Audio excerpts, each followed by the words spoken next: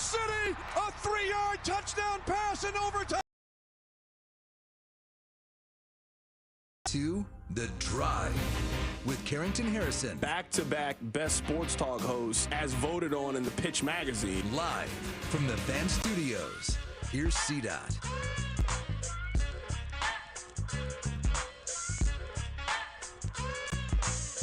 Let's do this. Another day, another dollar, another edition of The Drive. You are listening to The Drive on 96.5 The Fan, 96.5thefan.com, and also the Odyssey app. My name is Carrington Harrison. Very excited to be here with you on this wonderful, wonderful Tuesday.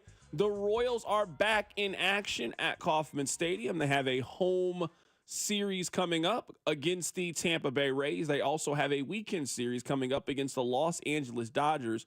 We believe that Shohei is going to pitch on Saturday. If you look at the way the probable pitchers are lining up, I believe that Shohei Ohtani is going to pitch Saturday at Kauffman Stadium. We got a lot to get into in today's show.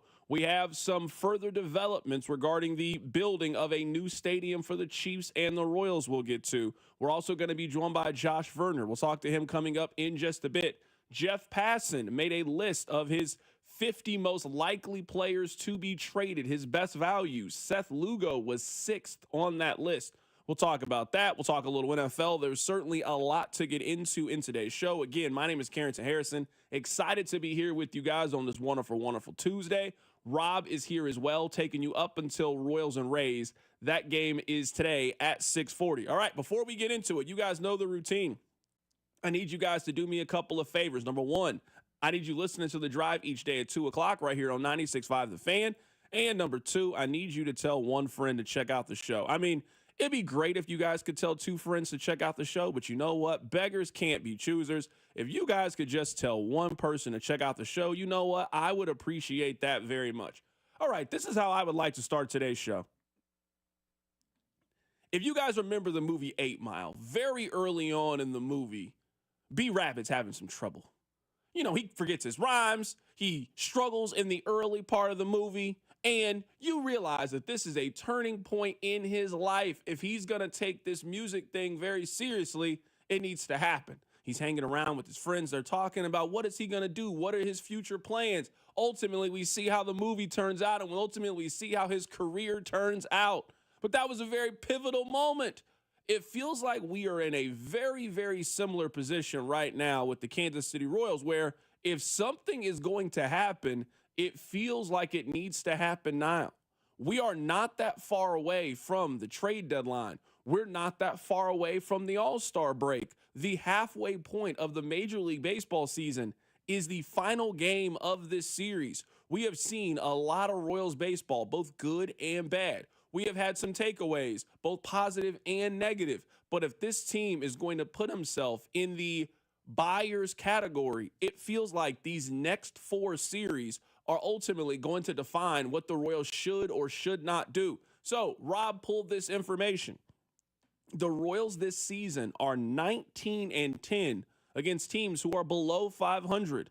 They are 19-30 against teams who are currently over 500. Why does that matter? Why are we sharing that stat with you? Well, over their next 13 games, they play Tampa Bay, who is 43-35. They play the Dodgers, who might be the best team in baseball. They're 48-31. Seattle is over 500. Arizona is also over 500. We're talking about you got a homestand, you got a series against maybe the best team in baseball, and then you go out west for a 6-game road trip, and that basically leads you into the All-Star break. This is a really, really important stretch for the Kansas City Royals, a team right now that has been hovering around or below 500 for basically the last 45 days or so. If the Royals are going to do this, where coming up in 3 weeks, people like me are going to advocate for them to go get a bat. If you're going to have an argument on why the Royals should push their chips in the middle of the table, be aggressive, and be buyers at the deadline, it's going to be largely based off what happens over these next 13 days. Things can go very positively for the Royals. Things could also go very poorly for the Royals. And we've seen them against heavyweight type competition or against teams who are in their same weight class. We've seen them struggle. There is no more room for that. Not with these 13 games. You don't want to look up and you go 5-8. You go 4-9. In these next 13, you look up and you're 7-8 games under 500. I don't know how you can justify being buyers at the deadline. If that's the case, that's when you start to have the conversation about trading Seth Lugo. That's when you have the conversation about moving off for some couple of pieces and being in a position to be ready for the 2026 season. Some teams are obviously going to be buyers at the deadlines. Some teams are going to be sellers. Some teams are going to choose to stay where they are and simply ride out the year. I don't know if we definitively have the answer yet on what the Royals are going to be. I'm not sure what category the Royals fall into, but I do know this. In a very crowded wild card conversation, you play a handful of those teams in the next couple of weeks. You play Tampa Bay, who is very much in that conversation. You play Seattle, who is also in that conversation. These are not games that you can afford to lose anymore. We make this reference when it comes to the postseason, but I think it applies now. Usually in the postseason, you have to overcome your fear. If you're a team that can't shoot free throws, if you're a team that has a shaky field goal kicker, the game will usually come down to those things. What the Royals have struggled with, I would say basically for the last year, year and a half, has been their ability to compete against teams like them. Nobody's expecting you to go out and sweep the Dodgers. I don't think that's the expectation. But you got a 6-game home series. Last time you had this, you lost every game in that. Can you win both of these series at home and have another 4-2 week? Can you go on the road and tread water against Seattle and Arizona? If you can do those things, you're hovering around 500, maybe your game or two over 500. I think the sentiment in the city is going to be, hey, this team is right there on the cusp. They're a game back, a game and a half back. Go make a move. Go do what you can and try to help this team potentially get over the hump. But Rob, there is a possibility that the Royals drown themselves over these next 2 weeks. When you look at how they've performed against teams that are over 500, they're 19-30, and that's all they basically have from now until the All-Star break. It is July 7th is the day they're out of the wilderness, for lack of a better term, and they play the Pittsburgh Pirates at home. If they have a bad stretch in this, and I'm not saying 7-6, 6-7 bad, I'm saying if they go like they were last homestand, if they're 3-10, 4-9, if they're playing bad baseball over this 13-game stretch, I can't speak for you, I can't speak for Cody and Gold, I can't speak for Fesco and Dusty. But on July 7th, when we take the air and the Pittsburgh Pirates are in town, I will be advocating for the Royals to be sellers. It is that simple to me. This stretch is, the term we always use is tread water. If you tread water, I'll be pro buyers. Denny says all the time, this team needs a bat no matter what. Vern, who'll be on the show in a couple hours, is an advocate of getting a bat. If you're 7-6, 6-7 in this stretch, hey, you're not going to hear me say anything different. Get a bat because you're still in the fight. You're still right there. And obviously, if you do better than that, then, that's great. But the Royals were bad last week. Up until that Ranger series, they've been playing bad ball. The Yankees swept them. The A's swept them. They were okay in St. Louis, but before that, they did not look like a strong baseball team. And if you have another stretch like that, it's time to talk about selling Lugo.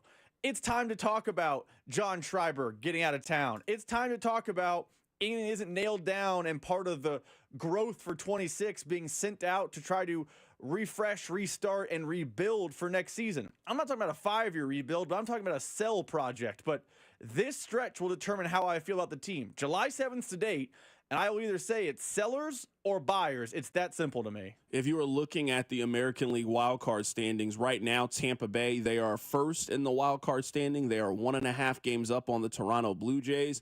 The Seattle Mariners, if the playoffs ended today, they would be in the postseason. They're a half game up on the Cleveland Guardians. Clearly a lot of baseball left, so you don't put a lot of stock into where teams are currently positioned when it comes to the wildcard race.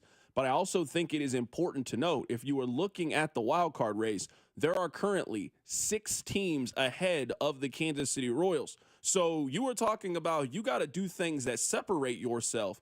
And when you have games at home against the Tampa Bay Rays, that is what we're talking about. You are a handful of games back against the Seattle Mariners. You got a 4-game series against them next week. You got Arizona, who is basically what you are in the National League. So you play some common opponents here over this 13-game stretch. You don't need to go 11-2, but you also can't eliminate yourself. You have to what you said, Rob, you have to tread water, and you just got to start stringing together positive series. You had a good road trip where you won 4 of 6. Can you do something very similar when you come back home and erase the bad taste of your mouth the last time that you were at Kauffman Stadium and you got swept in back-to-back series and scored 11 runs over those 6 games? We'll continue to talk a lot of baseball as the day progresses. Vern's going to be on the show today as well. Coming up on the other side, Rob, let's keep the stadium conversation going as we are less than a week away from the Star Bonds expiring in the state of Kansas.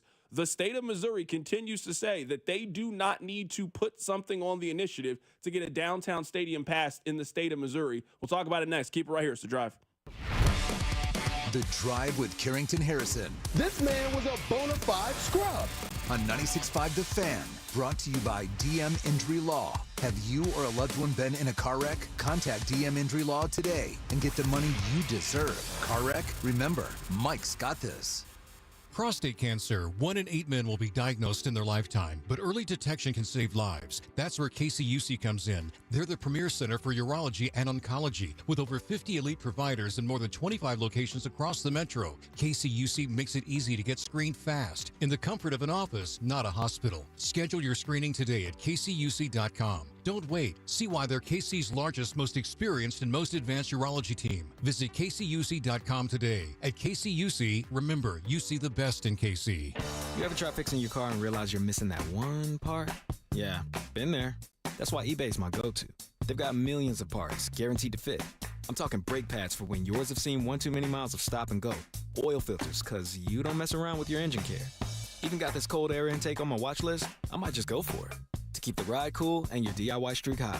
Find all the parts you need at prices you'll love. Guaranteed to fit every time. eBay.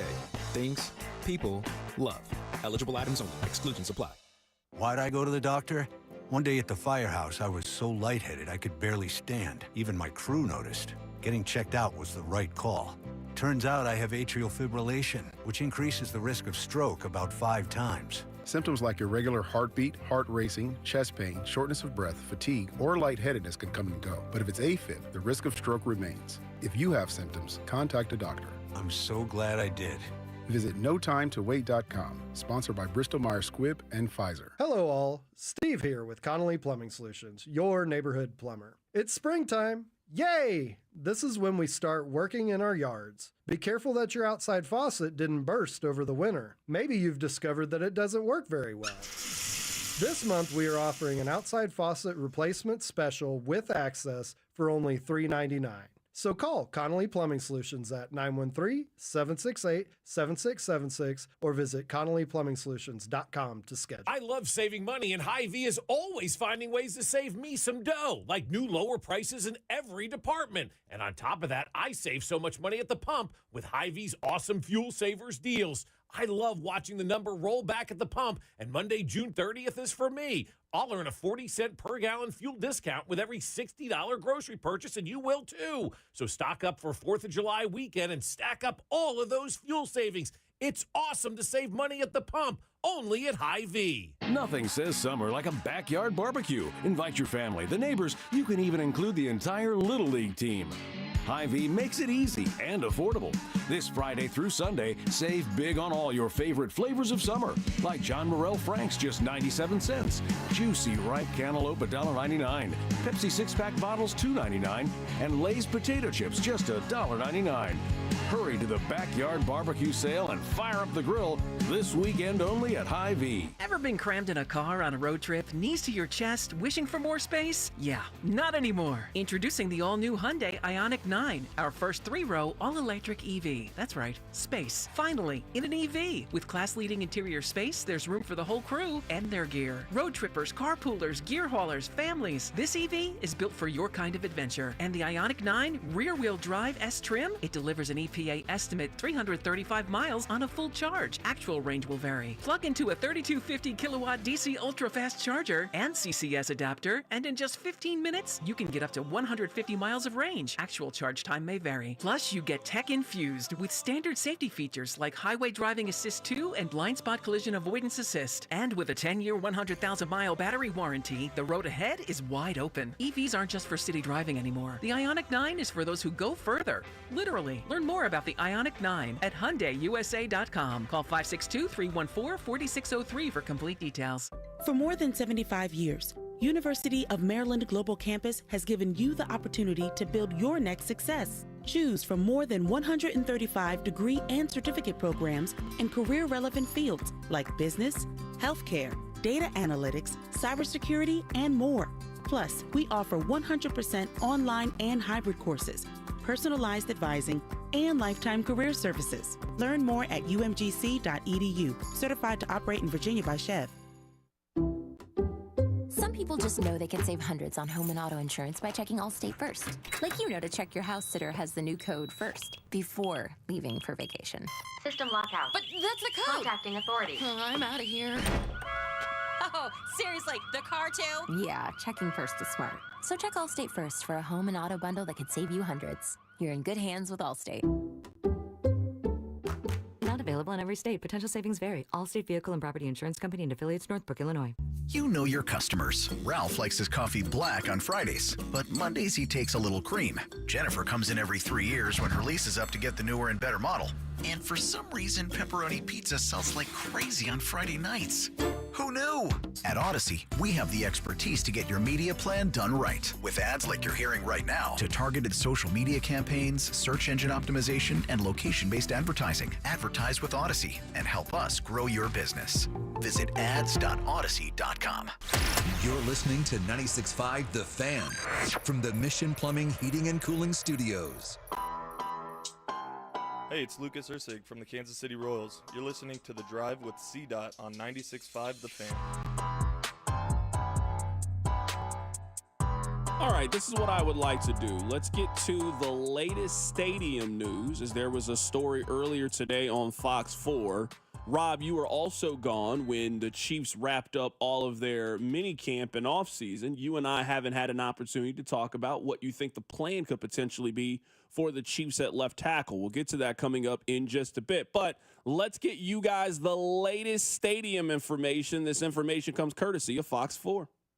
Councilman O'Neill believes the city can redirect a lot of taxes like the state is doing, plus the Port Authority, which he's the vice chair of, can issue bonds. We believe that we can do that without any problems, to be honest. Councilwoman Andrea Boo, who also chairs the Economic Development Corporation of Kansas City Board, says she believes the June 30th date of the Royals picking where they want to build was set by the state of Kansas.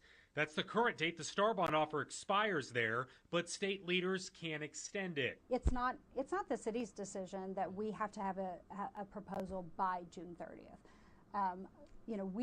We want to be prepared, and we think that we are prepared. We have the team in place that's necessary to respond when the Royals make a determination on where they're going to go. Washington Square Park is owned by the city's Parks and Rec Department, so that board would need to approve something dealing with the stadium. When do you guys envision them considering an agenda item regarding a Royals stadium? Quickly.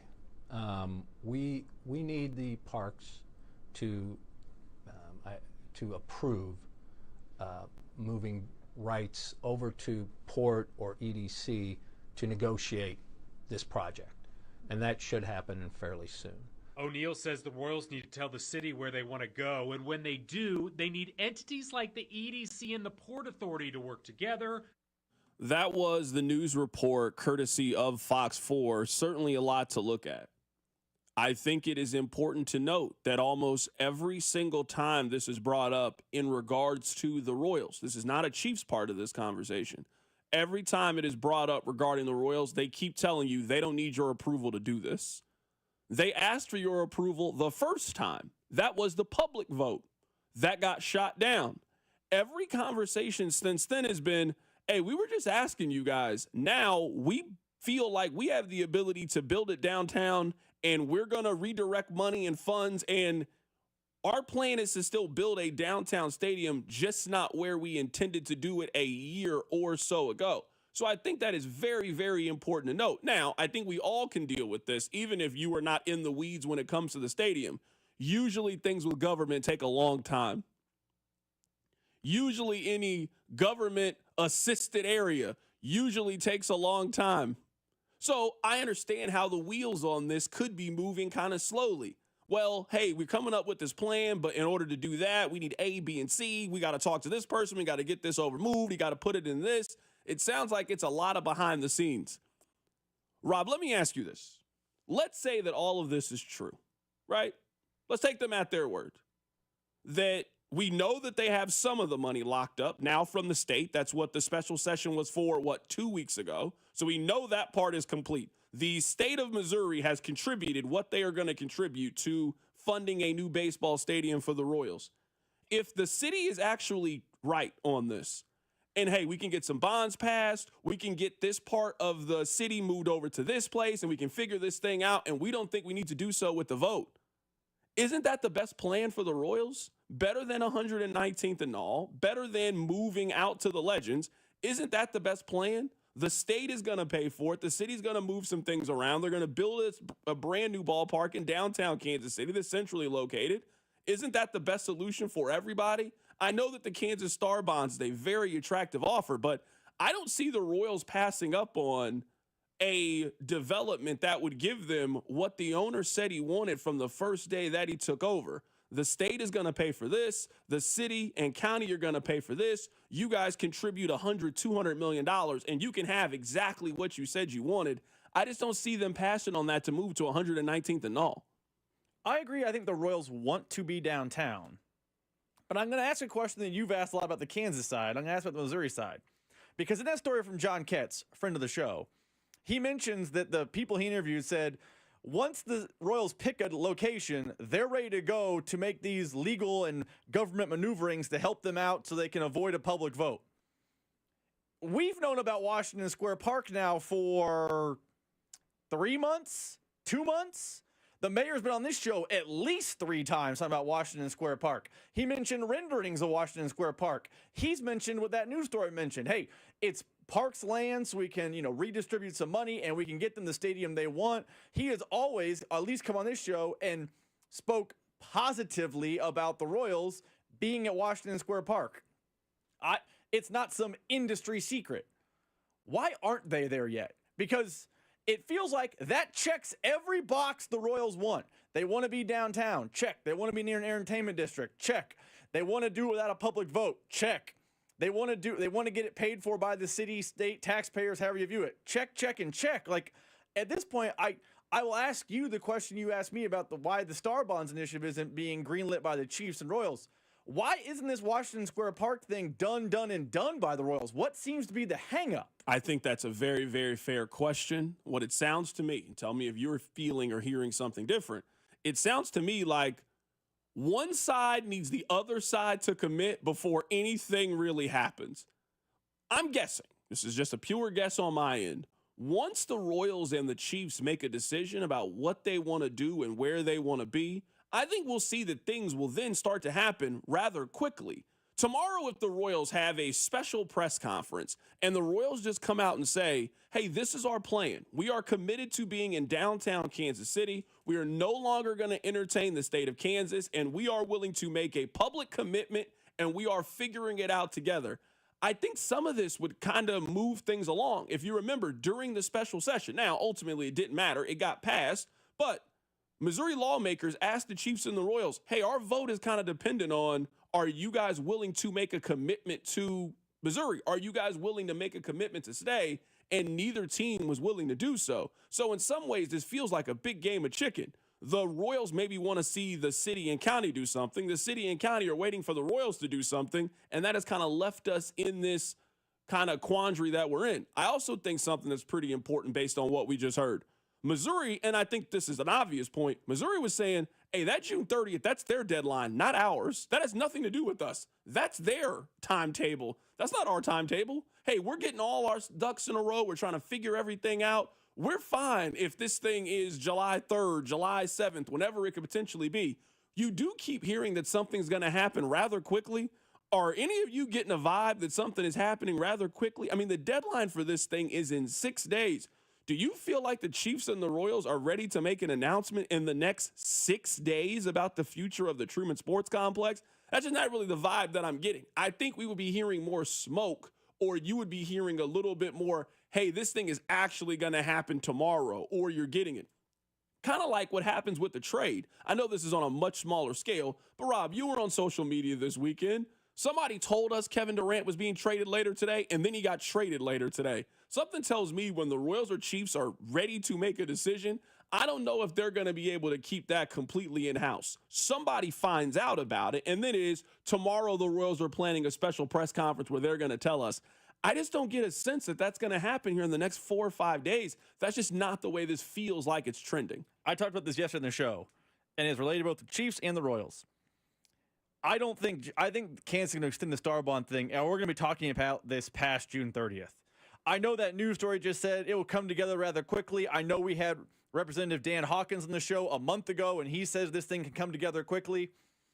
We're 6 days away from the Star Bonds expiring, and it feels like nothing is coming together, and quickly is not a word I would use at all. So if you were a betting man, if I was your FanDuel sportsbook, it feels like Star Bond extension and more speculation is the massive betting favorite, because it just feels like right now we're in this endless cycle of the same news stories. And I bet, and this is our job to do it, if and when Kansas extends the Star Bonds, we'll talk about that. But the talk will be largely the same. The Kansas offer is this. The Missouri offer is this. At this point, there ain't much change in either offer other than what the stadiums and renderings look like. We know what the city can offer the Royals. We know what the state can offer the Royals and Chiefs. And we know what Kansas can offer the Royals and or Chiefs. Like, it feels like we're just in a holding pattern, and little bits of info leak out. And because it's a massive deal, we react to every little bit of info. I will say this.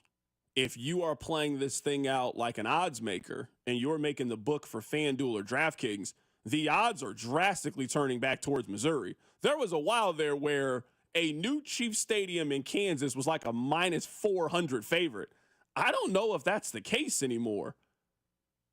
The Royals have only really talked about or mentioned that 119th and all site right before the vote passed in Missouri. They've never seemed super excited about that. And then shockingly, 2 days before a special session in Missouri, we get the, oh yeah, by the way, the Royals bought this thing. Oh, okay. That was kind of it. The story honestly just kind of went away. I would say the tide is turning a little bit where it feels. Robin, tell me where you are on the gambling odds. I would say right now a Arrowhead renovation is probably a minus 120 favorite. A new stadium is probably plus 110. The Royals moving to downtown Kansas City feels like minus 180 to me. Like, I think at this point, if you're asking, it is more likely to me that both teams are in Missouri than both teams are in Kansas. I do think that. And I'm not sure if that was the case maybe 3 months ago if you were playing this thing out. And I think the tide is actually turning that it feels more likely that the Chiefs are going to stay where they are instead of building a new stadium. The feel of momentum, at least in the way that this story has been reported since Missouri passed that special session a couple of weeks ago, the tide has definitely turned more toward the Missouri side than it was prior. I agree with that on the whole. If I was getting into the nitty-gritty of the odds making, man, Washington Square Park feels like better than minus 180. I believe that's what you had it at. It feels like it's a minus 220, minus 280. Like, everything about Washington Square Park checks every box for what we know the Royals have wanted. They don't want another public vote. John Ketz has said it. Matt Evans has said it. Like, I'm sure Fesco has said it in the morning. The Royals don't want another public vote. They can do Washington Square Park without that. So, like, if you were to odds make just the Royals, it feels like an enormous favorite at this point. They're going to end up at Washington Square Park. Like, not just downtown. You can call your shot. It feels like minus 220, minus 250. It makes way too much sense. You're right.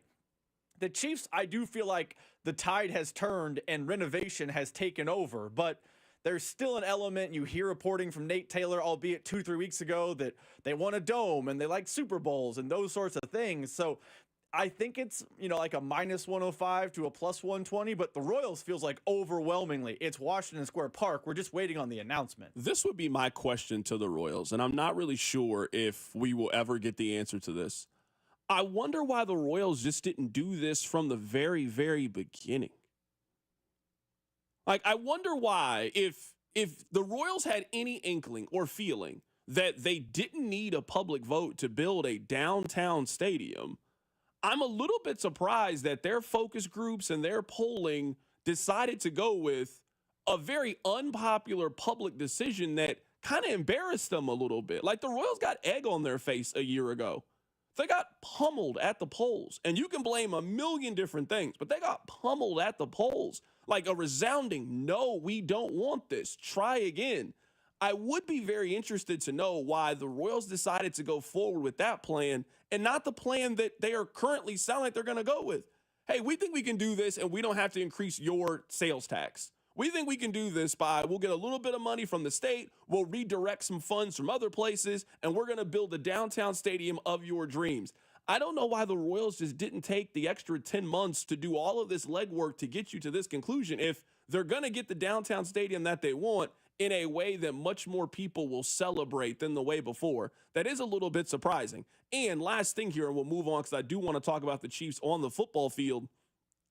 A lot of that new stadium buzz does kind of feel like it's going away. A lot of that new stadium buzz. Now, I will give Clark this. Clark has kind of maintained that he wants to stay at Arrowhead for your father, the history, all of those things. And if you can get the money part about it right, maybe that's where they end up staying. It really does feel like the tide has certainly turned on this in the last 2 or 3 weeks or so. So, Rob, you were not here. You were celebrating your 1-year wedding anniversary, so I want to play a couple of these cuts. So I asked Nate Taylor, who does he feel will be the starting left tackle for the Chiefs week 1? Here's what he said. It's got to be Jalen Moore. Let's be serious, kids. Let's all take a deep breath. And I know that the Chiefs want us to believe, Carrington. The Chiefs are trying very hard. Andy Reid specifically is saying no. Like, Joshua Simmons, give him all the credit. He's been ahead of schedule every step of the way from the moment they selected him in the first round on opening draft night. But let's be clear. The guy's coming off a non-contact knee injury. The more time you give Joshua Simmons the ability to get up to NFL speeds, to get his knee to be strengthened, to not put the burden of like, hey, protect the greatest quarterback we've ever seen on opening night, because didn't we just kind of see that last year with Kingsley Suamataia? Well, hey, that's why you went out and you paid Jalen Moore on a somewhat of a prove-it deal. Hey, NFL starting money. Hey, it's a 2-year deal. We can get out of it in year 2 if we don't like how it goes in year 1. And you don't have to push Joshua Simmons to be ready for opening night the way that they tried to push Kingsley Suamataia, who, by the way, was fully healthy entering the NFL. So give a ton of credit and respect to Joshua Simmons. We know how talented he could be when fully healthy based on his tape in college. But I think the logical, more educated guess is, hey, man, Jalen Moore's played in the NFL. You should probably trust him on opening night. Rob, I'll be curious to get your thoughts on this because you were gone whenever we had this conversation. The Chiefs gave Jalen Moore $21 million over the next couple of seasons. I think in a lot of ways you kind of owe it to yourself to see if he can be an every down starter in the league. I mean, I'm looking at this in a 2-year vacuum and not a 1-year vacuum. That I understand the point that a lot of people have made of just, hey, you got 3 guys, pay the best 2 and then move on. But there's also the financial aspect attached to it. Juwan Taylor making a whole lot of money. Jalen Moore, at least from a guaranteed standpoint, making a lot of money. The Chiefs have a left tackle issue for this season and have a right tackle issue for next season. Juwan Taylor will not be on next year's Chiefs team. I think the best thing for the Chiefs in 2025 is to start Jalen Moore at left tackle. Let's finish out the Juwan Taylor contract. At the end of this season, Joshua Simmons either slides into left tackle or you put him over at right. Jalen Moore has a great year. You then give him an extension that gives him a little bit more guaranteed money and prolongs how long he's going to be there. And then you feel like you got your starting 5 offensive linemen for at least the next 3 seasons, where you would have either Jalen Moore or Joshua Simmons on the left, flip that on the right side, and then you have your 3 interior linemen. I think that's the best case scenario for the Chiefs. But if you're hearing the reports, it sounds like Josh Simmons is going to be all systems a go and going to be ready for training camp. How would you handle their left tackle situation? Well, first things first, and I know Andy Reid said he should be ready to go on Friday when I was gone. I am extremely skeptical of that being real life. Like, I know he said it, and we'll see. I think Rashee Rice is 100% ready to go. Everything around the draft, all the buzz, all the hype, all the talk about Josh Simmons revolved around people taking him off their first-round boards because of the injury and the timeline of his injury. And a lot of thought when they drafted him was, at worst, this could be a redshirt type of move. I have a hard time believing the draft happens in, April or May, and it's June, July, and we're a month away from him being totally ready to go. So that's first things first. I remain a little bit skeptical because unless his body is the Wolverine, the timeline just isn't making sense to me. So that's first things first. Now we'll get to your answer to your question. If Joshua Simmons is, in fact, 100% ready to go, and everything they're saying is 1,000% accurate, you have to start Joshua Simmons left tackle on day one. You make him win the job at St. Joe. Not like Kingsley last year where they unpacked their bags at whatever that dorm is, Scanlon Hall or whatever, and then, hey, walk onto the practice field in shorts and a t-shirt. It's your job, Kingsley. You make Josh Simmons earn it, but it makes more financial sense. It makes more sense for the future. It makes more sense for the now. It makes more sense for all the things if you have Joshua Simmons as your day one left tackle, because if he is in fact healthy, he was considered one of the top offensive linemen in this draft class, and there's no point in teaching him right tackle or, having him redshirt for a year if he can go just to pay Jalen Moore and then cut him at the end of year one. If everything they're saying is accurate, Josh Simmons needs to win the job and needs to be your day one starter. Yeah, I'm looking at the financials of it. So this is how the $21 million is guaranteed for Jalen Moore. He is obviously guaranteed his signing bonus. The Chiefs gave him $7.4 million in a signing bonus. His salary for this year is fully guaranteed. So that's $6.7 million for this season. And $7 million in next year's salary is also guaranteed. And his base salary is $14.2 million. That's why I think for Jalen Moore, and I certainly get the sentiment, it's sports, play the best player. But what do you do about this contract that you have signed for a player if now he is a backup and then next year you're kind of in a situation where you kind of need him for next year? I think the best thing for the Chiefs is to figure out if Jalen Moore can play and be an every down starter. In my opinion, you got time to figure that out with Joshua Simmons. You got him under contract at most for the next 5 years. You really have Jalen Moore on a 1-year contract. That's essentially what this is. I know it's a 2-year for $30 million deal, but we all know how these deals work, and the Chiefs can get out of it next year if something goes wrong. This is essentially a 1-year trial run to see if Jalen Moore can be an every down starter in the league. To me, you owe it to yourself to see if he can play or not. You owe it to yourself to at least see if he can be an every down starter. Now, if an injury happens, you can't control that. Let's say that Jawan Taylor goes down in week 3 and now you got to move somebody over and then they end up playing with such continuity that that's how you have to do it. Or Jalen Moore gets hurt in week 6, Josh Simmons comes in, plays well, and then he loses his job. That's kind of what sports happens. But if you commit this kind of salary to a player, you commit $21.2 million to a player, to me, you just kind of owe it to him to at least see what he can do on the field, see if he can be an every down starter for you, and to see if he can be an every down starter in the league. That's the one part of information that we don't have in Jalen Moore. So I certainly get why you would side with your first overall pick. I think I'm siding with Jalen Moore. I think I'm siding with he needs to be your starter. So then in that world, are you just redshirting Josh Simmons, or are you teaching? See, this is where me and you just differ. And I remember on draft night, it was the day after the draft, it was one thing we differed on then. The whole value of first-round picks is the 5th year. And by redshirting a guy, you're basically eliminating the one financial benefit that he has. We've seen it to an extent with Felix Anudike-Uzomah. Now, it's partly production, but the whole benefit of that 5th year that the NFLPA worked in is that you get a 5th year of cheap team control on a quality player. By redshirting a guy, you're eventually saying no thanks and burning that for no rhyme or reason. That's another reason why I would play Josh Simmons if he's ready. I would eat it. It's a fake 21. I would eat it with $21 million. I would eat it with Jalen Moore's contract. Hey, sometimes you sign bad deals. Jawan Taylor was a bad deal. Anthony Hitchens was a bad deal.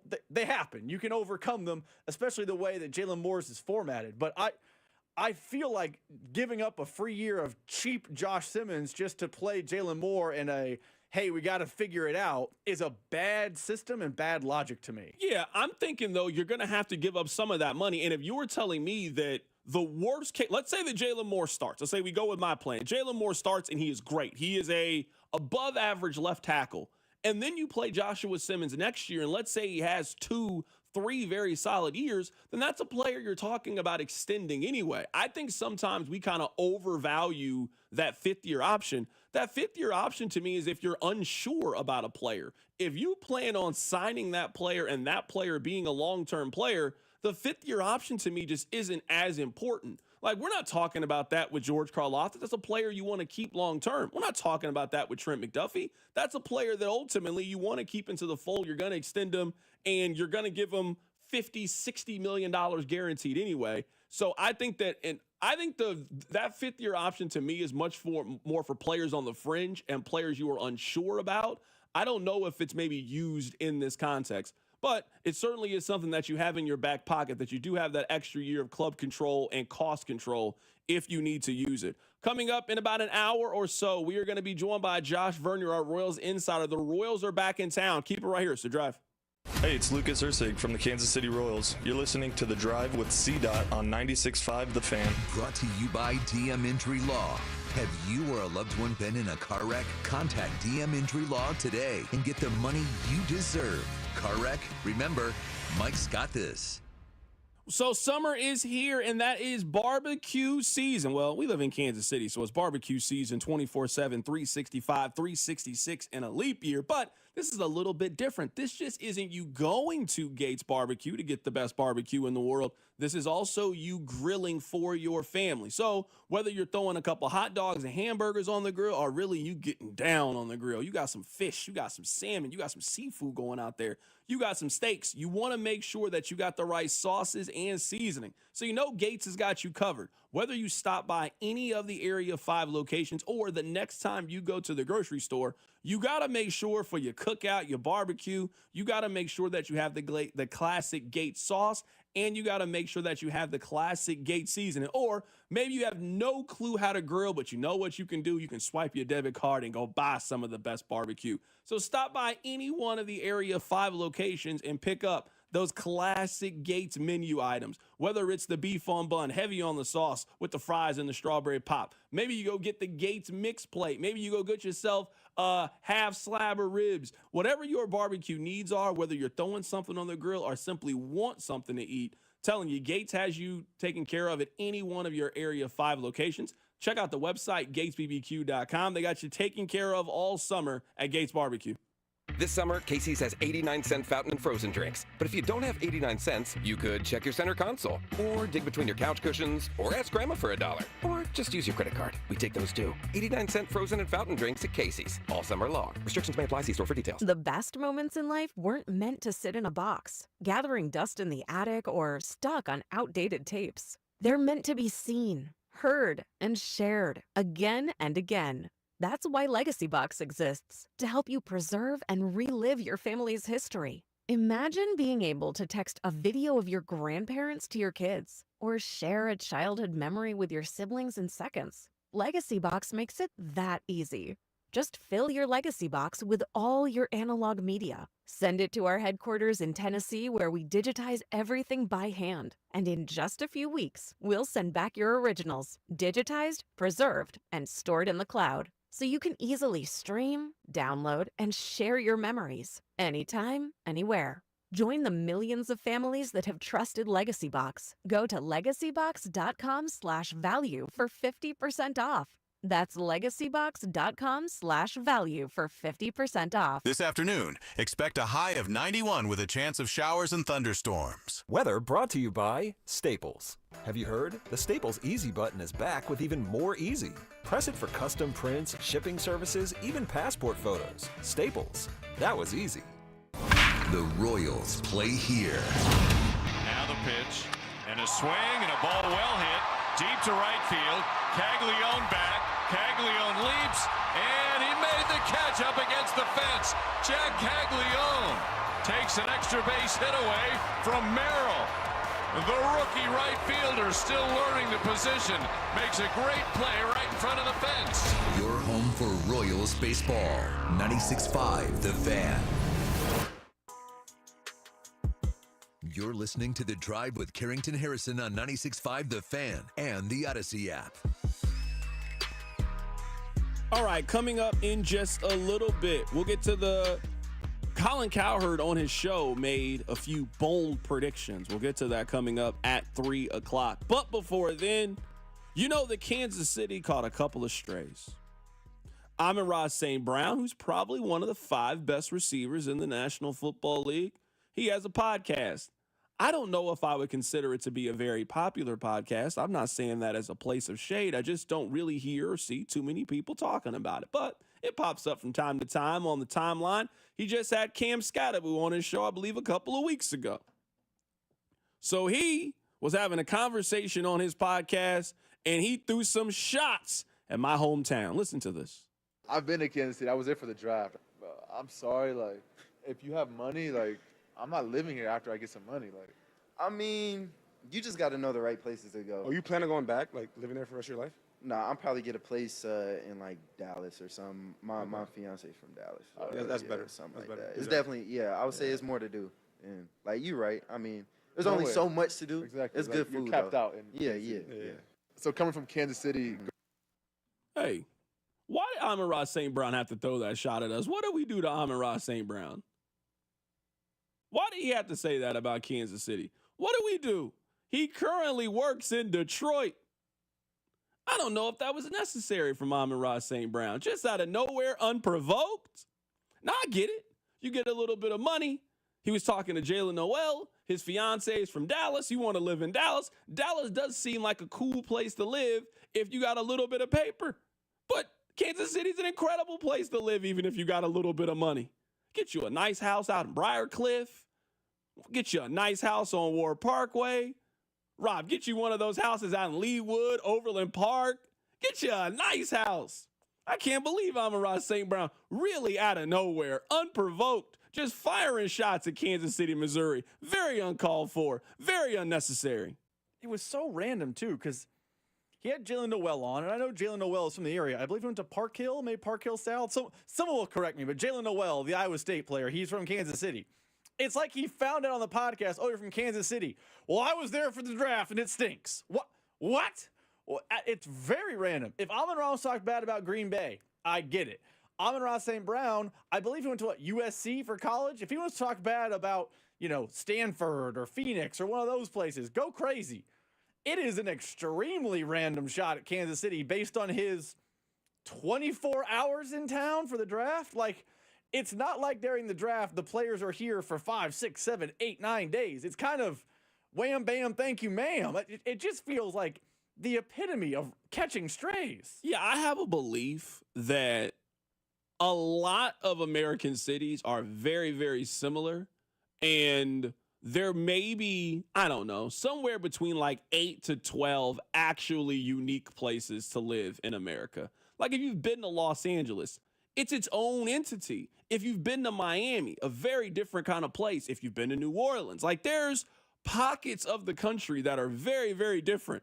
But man, I've been to Omaha. I've been to Oklahoma City. I've been to Kansas City. I've been to Oklahoma City. I've been to there aren't that many differences in these places. Sure, some of it is culture of the city and climate and things that you like to do. It's not really that different. If you want a good Midwest place to live, Kansas City's a great place to live. Now, some people want life a little bit faster, a little bigger. You value different things. Certainly get that. But Kansas City is a really good Midwestern city. And I'd put our city up against a lot of comparable cities. There was no need for this from Amon-Ra St. Brown. No need at all.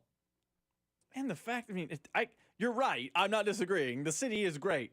It just feels like a random conduit to be the person to say it. If you were interviewing Max Crosby, okay, I get it.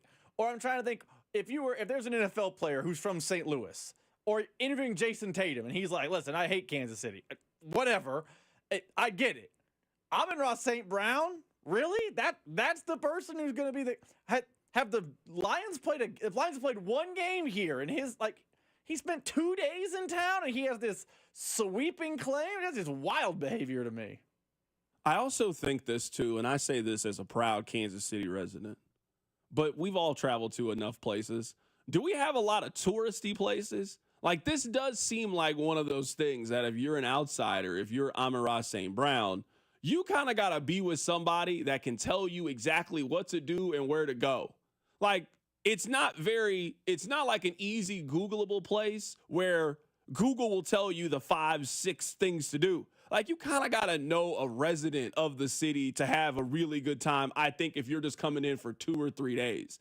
Because then I think your trip to Kansas City then turns into you eat barbecue and like a field trip. Like, then you do all the things that we did when we were in high school. Oh, you go see this museum. Oh, you go to this place. That I do think when you go to some other cities, there are like different things or there's like easy, like touristy things to do. Like in Seattle, you go to Seattle. Oh, you want to go see the fish market. Oh, you want to go see the Space Needle. You want to go see the gum wall. I don't know if we have a lot of those things in Kansas City. So I do understand as a tourist how it might be a little difficult for you to come here if you're only here for a very short period of time. Because I'm not sure if you're hanging around the right tour guide to really give you the full Kansas City experience. I'm not trying to skirt your question, but isn't that the case with most Midwestern cities? Like you said, you've been to Omaha, you've been to Oklahoma City. Like I'm sure I've been to Omaha. I had a great time in Omaha. I had people who were like, hey, you got to do these things in Omaha. I mean, the zoo is the big one, but obviously do X, Y, and Z. I guess the St. Louis be the Arch is the only example, but hey, there's a way to have fun in St. Louis, so you guys do X, Y, and Z. If you wander into any Midwestern city, Indianapolis comes a lot on this up on this show a lot.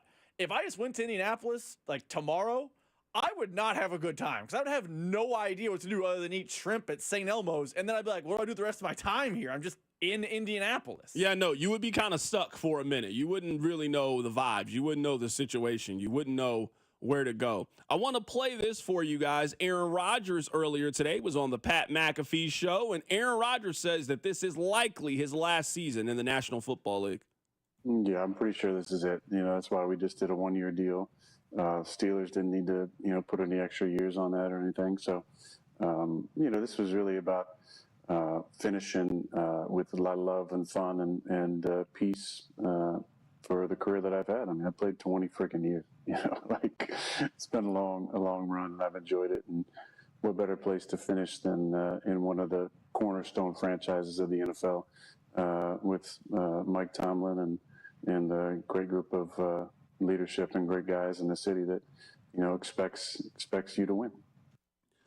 I am going to be very, very intrigued at how history remembers Aaron Rodgers, because he obviously has turned into a very polarizing figure for a lot of people, and I get why he's polarizing. Aaron's never done anything wrong. Like, I get how in the end people didn't like Brett Favre. Like, if you've seen the documentary, Brett Favre has been accused of some very serious things. So I can understand how somebody was like, I don't know, not really a Brett Favre individual. I don't know if Aaron Rodgers has ever done anything to that magnitude, certainly not nothing that we know of, but I'm going to be really curious for a couple different reasons. Like, there is the football side of it. Aaron Rodgers put together one of the best quarterback seasons that we have ever seen. That stretch from 2011 to 2013, he was a machine. He was amazing.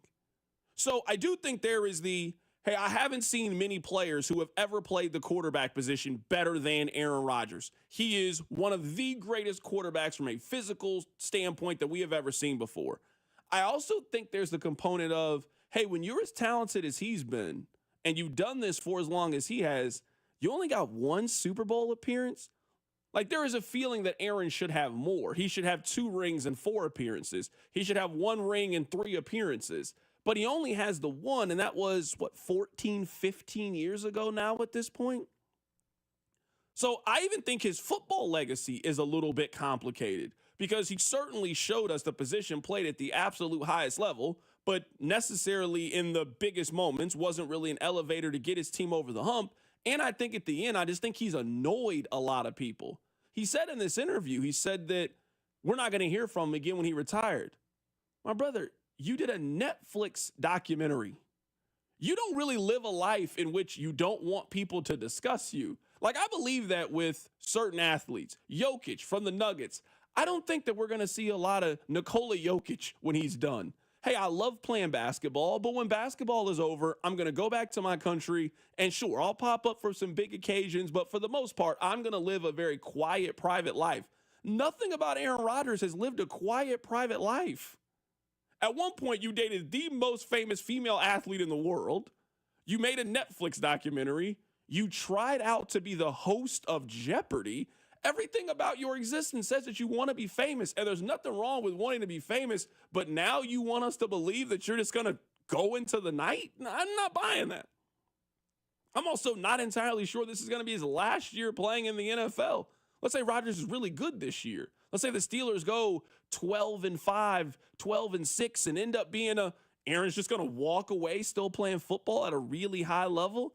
At this point, I don't really know how much you can put stock into what he says, but it's certainly interesting whenever he decides to talk. Coming up at the top of the hour, Colin Cowherd gave some of his bold season predictions. We'll go through them. Keep it right here. It's The Drive. You're listening to The Drive with Carrington Harrison. For the first time in a long time, I'm willing to dream that this can be a special season for the Missouri Tigers. Brought to you by DM Injury Law.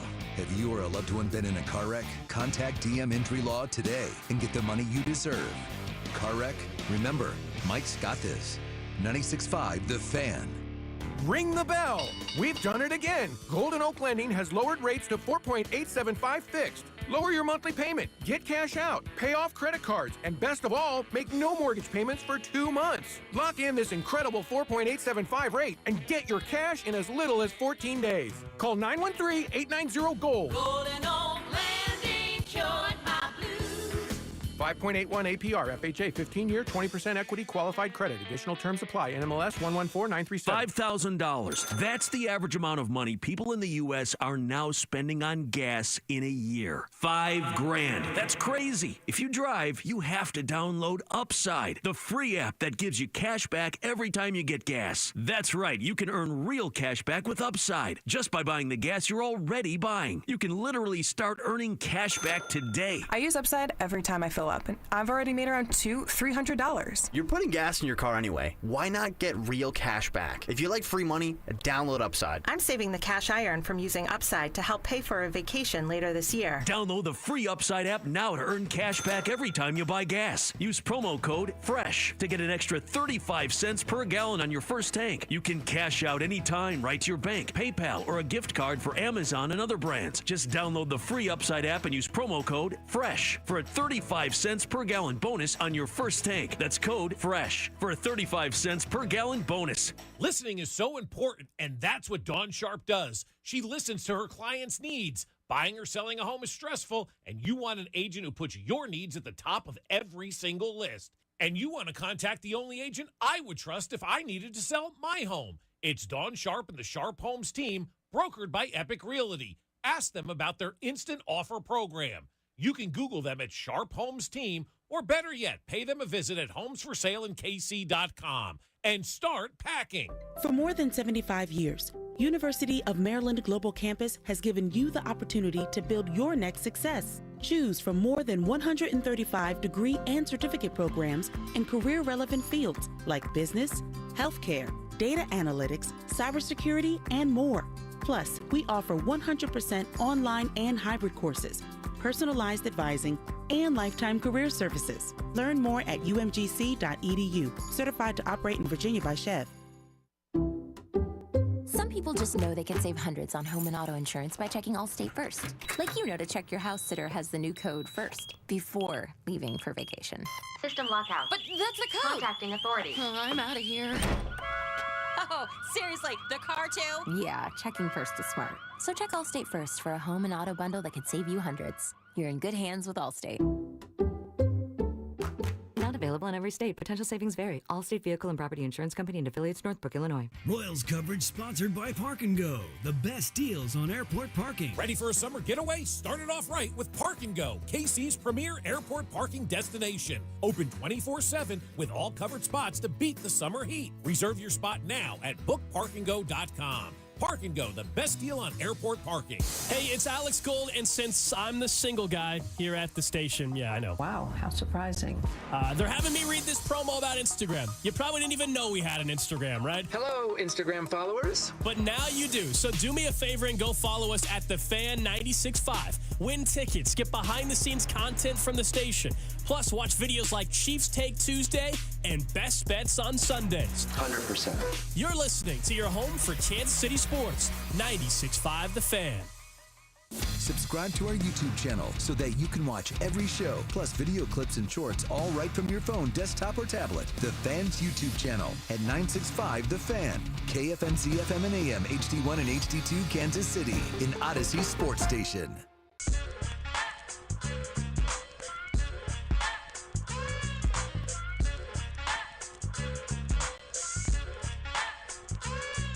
All right, this is what we're going to do for the next 10 minutes. Colin Cowherd and John Middlecoff. I actually listen to both of their podcasts independently. Sometimes they do them together. But they had a bold prediction NFL segment on their show, and you know what? I want to go through it. Now, I want to play this first one because I know this one will upset some of you because this happens just about year after year after year.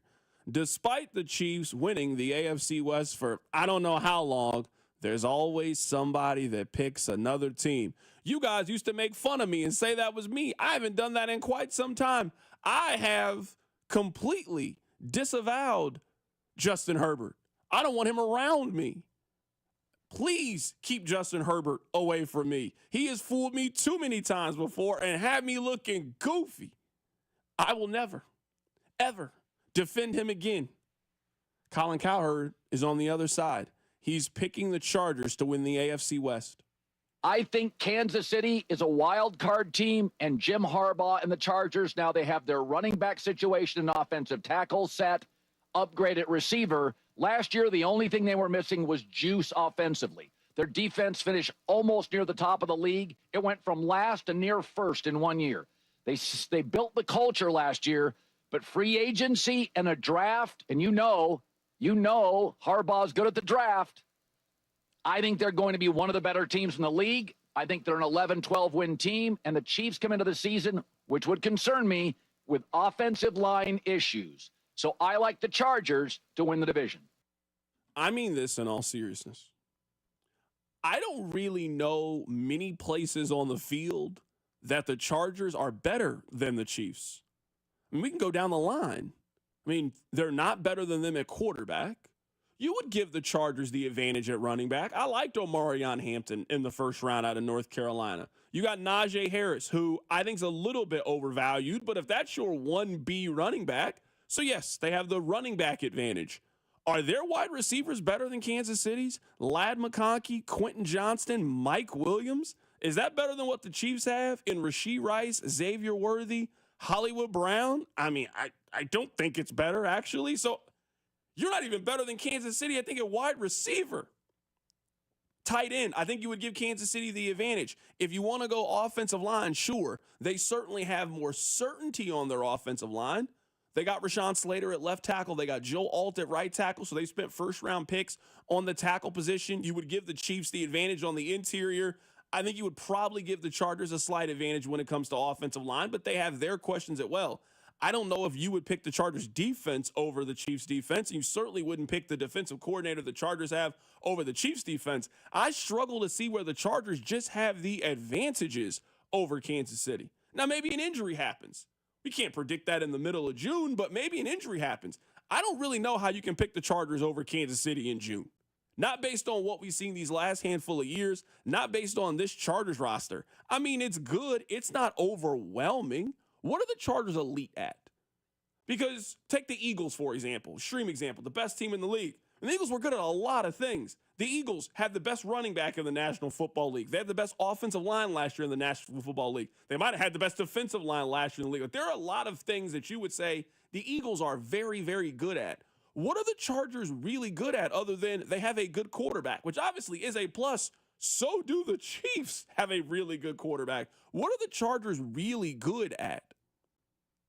I don't know. I mean, again, running back room is the one place you'd be like, oh, the running back room's better. Maybe offensive line, and that's a maybe. You would probably take Alton Slater over any combination of what the Chiefs have, but I mean that's enough to be better than the.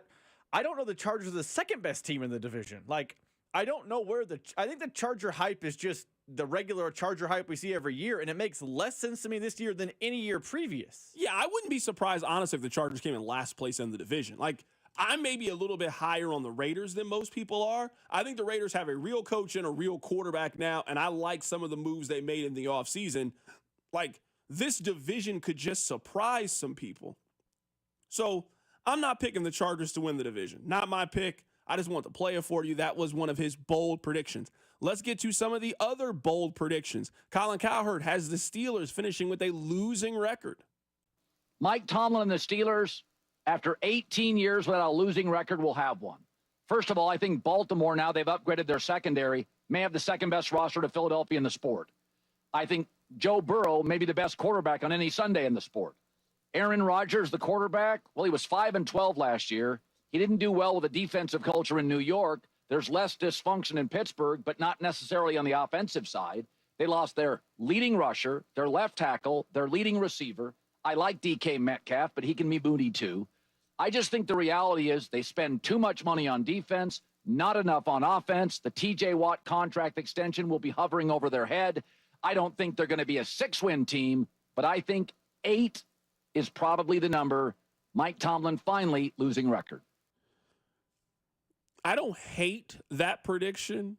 Just everything tells you to side with the Steelers will be a little bit better than you think. They do this every single year.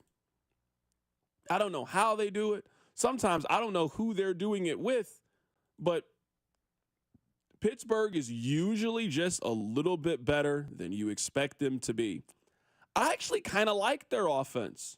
Jaylen Warren now takes over as their number 1 running back. They've got a decent wide receiver room. You go out and get DK Metcalf. You got Robert Woods. You got Calvin Austin. You got a couple of other picks. You got Pat Freiermuth as a tight end. He's probably somewhere in that 8 to 12 range. He's a capable tight end. Not really a game changer, but certainly solid. He's going to have 600, 700 yards this year.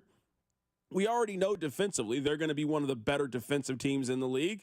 I mean, this Pittsburgh team, I think they have a pretty clear ceiling of what they can be. I'd be surprised if they won 12 games. I'd also be surprised if they win fewer than 7 games. They do kind of feel like they can go anywhere kind of in that range. This Steelers team feels like what they always are. They'll be a team that can win 9, possibly 10 games. They'll be in it toward the end of the year. We'll debate on whether or not we think they're actually really good and they can do something in the postseason. And then they'll play Kansas City. They'll play Buffalo on the road in game 1 of the playoffs, and they'll lose, and that'll be the end of it. This feels like a normal Pittsburgh Steelers league year that is loading in the queue. I don't want to nitpick someone else's segment. I get what Cowherd and Middlecoff are doing.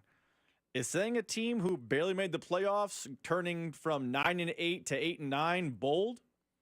Like, he's doing a bold take segment. That's the whole point. Bold. And we'll play John Middlecoff's here in a minute. That one was bold. I heard earlier today. We can disagree on Chargers over Chiefs, and we do disagree on Chargers over Chiefs, me and Cowherd. At least it's bold. Hey, the 9-8 team that backed into the playoffs last year and now has a 40-year-old quarterback in one of the toughest divisions in football, they're going to now be 8-9. Doesn't feel like bold to me. It doesn't feel like an exciting, it feels like regular regression. I know it's because they're a name brand, but it doesn't feel to check the box of bold take to me. It feels like the most likely outcome, if we're being honest. I'll play one more bold prediction for you guys. Here's John Middlecoff. He was on Colin Cowherd's show earlier today. You are right. I would consider this to be a bold prediction. You're going to think I'm nuts. Daniel Jones leads the Colts to the playoffs. This race is over. He's going to be the starting quarterback. You would have said 2 years ago, Baker Mayfield leads Tampa to the playoffs? No chance. Last year, Sam Darnold leads the Minnesota Vikings to 14 wins. No chance. What does he get in Indy? An offensive coach who created the start of Jalen Hurts' career. Yes. A great running game. A lot like a couple years ago when he had a healthy Saquon Barkley. Jonathan Taylor almost had 1,500 yards last year. The division stinks. The Jags haven't been good ever. Obviously, the Houston Texans, a lot of moving parts, a lot of question marks with the offense, and the Titans, no depth. So when you just look at the division, you look at recent high picks who've resurrected their career, the Colts have pretty good players. And just a couple years ago, Lou Anarumo, their new defensive coordinator, one of the best defensive coordinators in the league. Did he just get dumb overnight? No, the Bengals let all their players go. So I think the Colts, Daniel Jones, a little like Alex Smith, when Jim Harbaugh got to the Niners, they're not going to ask him to do some. They're not looking for 40 touchdowns here. Throw me 20. That was John Middlecoff on the Colin Cowherd show giving his bold prediction. I would say my two bold predictions, as we're really early on in this thing, I think Tennessee is going to be way better than people think. I think Cam Ward just has it. I saw him do it last year in Miami. I saw him do it 2 years ago at Washington State. He just has it. They are instantly better by just having Cam Ward around. I think Tony Pollard and Tajay Spears are good running backs. You look at that wide receiver room, Calvin Ridley, Tyler Lockett. If you can get another running back option, I think they've invested very fine in their offensive line. I think their defense is going to be a little bit better than people think. I agree with the sentiment about the division. If there's a division that has possible shakeup, it's probably coming from that AFC South. If you had to ask me what's my surprise pick, I would say it's Tennessee. Like, I'm looking at their early season schedule. These are their first 6 games. Denver, the Rams, Indy, Houston, Arizona, Vegas. That's a schedule that you can go 3-3, maybe a 4-2, and you look up, and the Titans are kind of in that wild card mix to be either the 6th or 7th team. I'm selling Commander stock for this year. The Commanders just scream regression. I mean, the light is flashing right in front of us, and no one wants to see it. A quarterback who played nearly perfect in year one, a schedule that ended up being tailor-made for you to make the postseason. They won a game on a Hail Mary last year. They went way further in the postseason than anybody thinks. They then go get old, bad contract players, and that's supposed to be the move that gets you over the hump. No. Washington is missing the postseason. Washington's winning 8 games this year, missing the postseason, and everyone will look back and say, man, how did we not see this? I don't know how you didn't see it. The information was staring right in front of us this whole time. So if you want my hot takes, my bold prediction, I think Tennessee's going to be much better than people think and can compete for a wild card spot, and I'm fading the Commanders hard this year. I mean, the way you feel about the Titans is how I feel about the Patriots. I think the Patriots are a playoff team next year. Like, the Patriots have a real coach. They have actual weapons. Now, their weapons might be on a boat with Cardi B, but when they're on the field, they're productive. I like Drake May. I like their defense. Like, the way you're talking about the Titans competing for a wild card, I have the Patriots competing for a wild card. So, I mean, we're kind of on the same page there. Young quarterback takes the step forward, and you're talking about selling stock. I don't know anyone has Dolphin stock left. Sell all of it. That thing is we're going to talk about the Dolphins this year on the show because it's going to be a dumpster fire. Tua is not that guy. Tyreek Hill has been doing a lot of weirdo talking this offseason. Not about, football, but just weird stuff. And I think Mike McDaniel's lost the locker room. So if you want my I don't know, counting the Dolphins as a dumpster fire is bold, but Dolphins to be just a disaster and in the Arch Manning conversation and the Patriots be a playoff team. I would like to say that I certainly reserve all right to change my opinion on the Commanders just because of this. Those haters can't stand us. Left hand up. Who are we? The Commanders. But I'm telling you right now, if I'm wrong about the Commanders, I will act like I was right the entire time about the Commanders and play that song. So I want you to go ahead and get used to it. Oh, man, you were being a hypocrite. I remember what you said in the offseason. What offseason? That wasn't me. That's what you're talking about. I wasn't here. I've been riding with the Commanders from day one. So I want to let you know that I reserve the right I will not be wrong about the Commanders. That's what I'm telling you. I will not be wrong about the Commanders. I think they are going to regress and miss the postseason. But if they make the postseason, I'm going to play the song, and I'm going to be right anyway because that's the way that this works. Coming up on the other side, we'll get back to talking about the stadium. We are less than a week away from the Star Bonds expiring in Kansas. Keep it right here, it's The Drive. The Drive with Carrington Harrison, your home for the best food takes in KC. Regular old American nachos. You know, I don't need jalapenos with mine, just chips, cheese. Brought to you by DM Injury Law. Have you or a loved one been in a car wreck? Contact DM Injury Law today and get the money you deserve. Car wreck? Remember, Mike's got this. 96.5 The Fan. It's the spring sales event at Rob St Ford, and I'm here with the man himself, Rob St. Rob, you already stole the spotlight. Now what are you trying to take? Just your attention, Kevin, and maybe a few trade-ins. Now, we've got up to $14,000 off new Fords with employee pricing, plus our own dealer discount. 14 grand. That's hotter than your Sunday barbecue. Exactly. And unlike your burgers, these deals won't dry out. We've got hard-to-find inventory, huge trade-in values, and our non-commissioned sales team makes everything so easy. No pressure, just real help. Even I'll admit it, it's the best place in Kansas City to buy a car, and I don't hand out compliments lightly, or seconds. That's a fact. And don't forget, we're Kansas City's top-rated Ford dealer on Google. 4.8 stars, nearly 3,000 reviews, and 0 grill marks. All right, Rob, I'll give it to you, man. You're cooking up some real value over there. Come see us at 135th and State Line or visit robsight.com. But hurry, these deals are sizzling and inventory's moving fast. And tell him Rob sent you. No guarantees, but he might throw in a hot dog. Men, the summer is here. Longer days, warmer nights, and romance in the air. Intimate dinners, walks on the beach, dancing in the moonlight. But if you have erectile dysfunction, you know it can ruin romance, both for you and the one you love. This is Jeff for Heartland Men's Health. And if you have ED, don't let another summer go by without getting treated. Because intimacy is one of the greatest things in life, and fear of not being able to perform should not be something you have to deal with. At Heartland Men's Health, we're ED experts. We've successfully treated tens of thousands of men. Our protocols work when others don't, and we have treatments that are effective in well over 90% of cases. You could even last up to an hour or more and perform like you haven't in years. So call us. Your initial appointment is only $99 and includes blood work, a medical consult, and if medically advised, a test dose. And if that test dose doesn't work in the office, your visit is free. Call 844-447-6600. That's 844-447-6600. Or go to heartlandmenshealth.com. Harris, Kansas City is giving away $150,000 in guaranteed prizes Saturday, June 28th to celebrate Mid-Year's Eve. One lucky guest will walk away with $50,000 in cold, hard cash at midnight. Plus, leading up to the big finale, you can win up to $2,500 in free play every 15 minutes. The best part? You can earn extra entries into the big drawing from now until June 28th. Don't miss the hottest celebration of the summer, only at Harris, Kansas City. 21 or older to gamble. Know when to stop before you start. Gambling problem? Call 1-800-GAMBLER. Febreze. As a rideshare driver, I love keeping my car smelling fresh and clean. So when I'm driving, I only trust Febreze car vent clips, featuring 3 distinct intensity settings, because it's that little touch that sets me apart. I can turn the intensity down for subtle freshness, or I can turn it up for when I want lots of scent. So whether it's set to low, medium, or high, with Febreze car, I know my car's going to smell amazing. Which keeps my driver rating right where it belongs. Picking up, Oscar! Hi, Zoe Saldana. Welcome to T-Mobile. Here's your new iPhone 16 Pro on us. Thanks. And here's my old phone to trade in. You don't need a trade-in. When you switch to T-Mobile, we'll give you a new iPhone 16 Pro. Plus, we'll help you pay off your old phone up to $800, and you still get to keep it. There's always a trade-in. Not right now at T-Mobile. I feel like I have to give you something in return for karma. That's okay.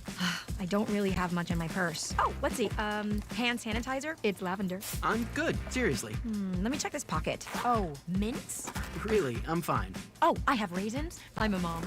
Wait 1 sec. I've got cupcakes in the car. It's our best iPhone offer ever. Switch to T-Mobile. Get a new iPhone 16 Pro with Apple Intelligence on us. No trade-in needed. We'll even pay off your phone up to $800. With 24 monthly bill credits, new line $100 plus a month on experience beyond finance agreement $999.99 and qualifying ported. For well qualified plus tax and $10 connection charge. Pay off via virtual prepaid card. Allow 15 days. Credits end and balance due if you pay off early or cancel. See T-Mobile.com. This report is brought to you by O'Reilly Auto Parts, your professional parts people. Check engine or ABS light on? Take the guesswork out of your warning lights with O'Reilly Veriscan. It's free. Ask for O'Reilly Veriscan. O'Reilly Auto Parts. Here's traffic, brought to you by DM Injury Law. Have you or a loved one been in a car wreck? Contact DM Injury Law today and get the money you deserve. car wreck? Remember, Mike's got this. Two problems in Overland Park. 35 northbound just past 87th. You've got the right lane blocked, and then 35 southbound at 87th. Right lane blocked there. From the Anthony Plumbing, Heating, Cooling, and Electric Traffic Center on Val. 96.5 The Fan traffic. You're listening to 96.5 The Fan from the Mission Plumbing, Heating, and Cooling Studios. Hey Kansas City, it's Michael Waka. Welcome into The Drive with Carrington Harrison on your home for Royals baseball. 96.5 The Fan. All right, welcome back into The Drive. Coming up at the top of the hour, we are going to be joined by Josh Vern. We're going to get you ready for the Royals as they are coming back home. They have the Tampa Bay Rays coming up later today. They have a 3-game set against the Rays. They have a 3-game series this weekend against the Dodgers. We believe that Shohei is going to pitch on Saturday. If you kind of look at the way that the pitching probables are lining up, then Shohei would pitch on Saturday against the Kansas City Royals. I know this. If Shohei is pitching, I will be there. I just want to see it for myself. I've seen him play. I've seen him hit a home run at Kauffman Stadium. I've never seen the man pitch. And I know that he's not going to go with, 5, 6, 7 innings. But just to say that you've seen Shohei pitch, I will be there to see him pitch if he is pitching in Kauffman Stadium. Also, the way that the probables line up, the Royals might also get Paul Skeens at home coming up in a couple of weeks. That is another game, Rob. I think you and I are the same. I'll be at that one. I'll be there. I mean, I want to see the Royals do well. I want to see the Royals hit, but going up against Skeens, I'm fully expecting a 2-1 game. I mean, they do that anyway. I might as well see maybe the best pitcher in Major League Baseball have a 2-1 game against the Royals. I mean, fingers crossed. If we get Skeens on Dollar Dog Night, I mean, come on now. Oh, my goodness. let the stars align, please. You guys were excited about Jack Caglianone Day. If they're going to have Paul Skeens and Dollar Dog Day, that place should have 42,000 people out there. It should be a playoff atmosphere for a Royals-Pirates game in early July. You know it's going to be cool outside. You can't ask for better weather. And you get Dollar Dogs, and you get a Paul Skeens. Oh, man, sign me up. So I want to play this audio for you guys, and let's get back to the stadium. Vern's going to be on the show coming up in just a little bit. Actually, you know what? I'm going to call a little bit of an audible. I'm going to call an audible because I forgot that this was in our system, but I just like hearing it anyway. Broncos fans, thank you guys so much for coming out. I'm excited to play in Power Field. It's going to be amazing. You know what to do. And go Broncos. In Broncos country, let's ride. Let's go. Let's ride, baby. Ooh. Oh, I miss those days. I really do. I like when I kind of reshuffle the audio file, Rob, and then I see something that I forgot. Oh, man, I forgot that we had this. Name something that follows the word pork. You pine. Huh? Yo, you got to leave my family if that's the answer that you give. I'm serious. You have to immediately leave our family. You embarrassed us in front of Granny and in front of Steve Harvey. No, you got to leave our family. I can't have you around. You're a liability. You're a dummy is what you are. If that's the answer you give on Family Feud, you're a dummy. And you're not allowed to any Thanksgiving, Halloween, Christmas, Arbor Day. You can't come to any family function that we have for a year. You have been suspended if you go on Family Feud in front of all them people, and that's the answer that you give. All right, let's get to the stadiums. Here is Bob Fesco. Now, I love Bob. I don't want Bob to take this the wrong way. He sounds like a tune changer to me. Is that not what it sounds like to you, Rob? Because we could go back and find some audio from last week. Fesco damn near had them breaking ground for the Chiefs. We could pull it up. He damn near had the Royals over there right next to Bamboo Penny. I was listening to the show today. That's not the vibe that I got from Bob Fesco.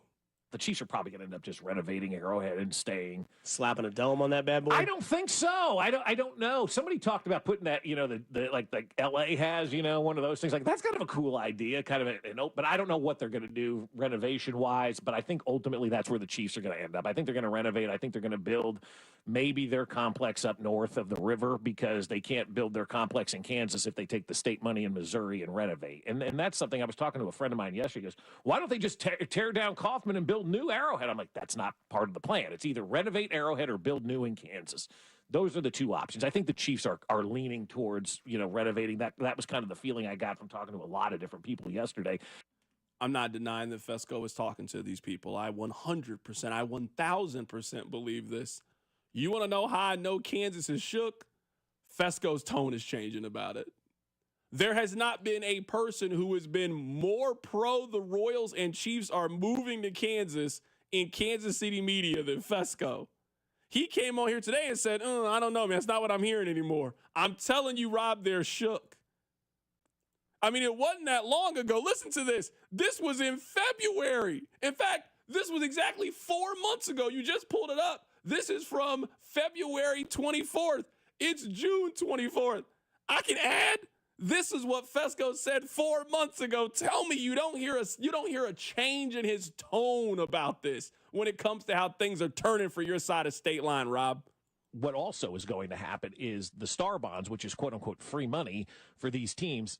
There's a June 30th deadline, right? I think it is, or sometime in July. Like the deadline is coming up. When they approve the star bonds, they lasted for a year. So you have to act now if you want to get that free money, which I think both teams do. I think both teams are leaning towards the state of Kansas right now. I've heard from both parties involved, people from both organizations that know what's going on, have both said that Kansas has been a great partner to work with. Missouri's talking about trying to get something on the November ballot, okay? By the time November rolls around, ground most likely will be broken in the state of Kansas on these stadiums as opposed to what's going on in the state of Missouri. He said the ground was going to be breaking.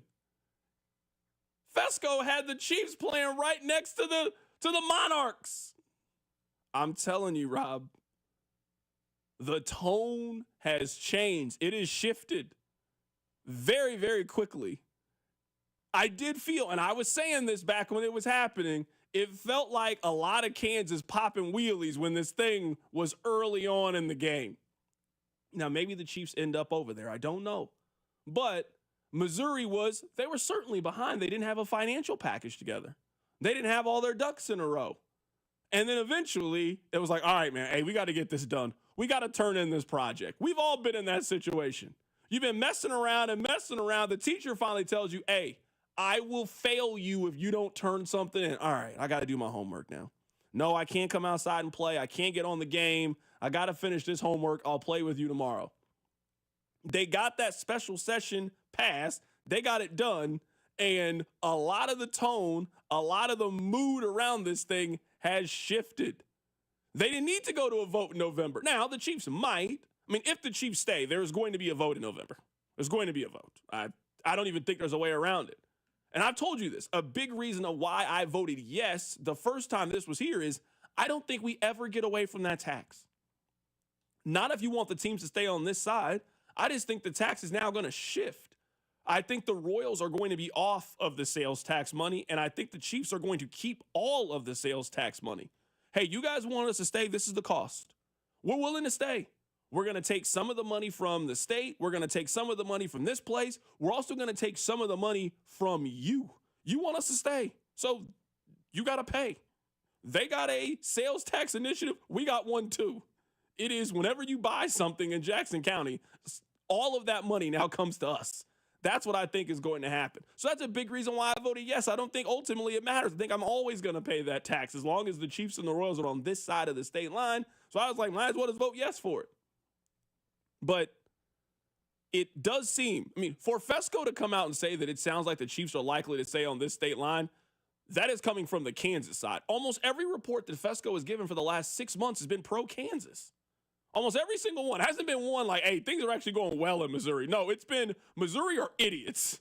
And Kansas has this thing in the bag. So for him to be coming out on the other side tells me that behind the scenes and behind the people that know in Kansas, they are also very, very worried about the fact that, hey, Missouri kind of has their ducks in a row and they can match us on a lot of these things.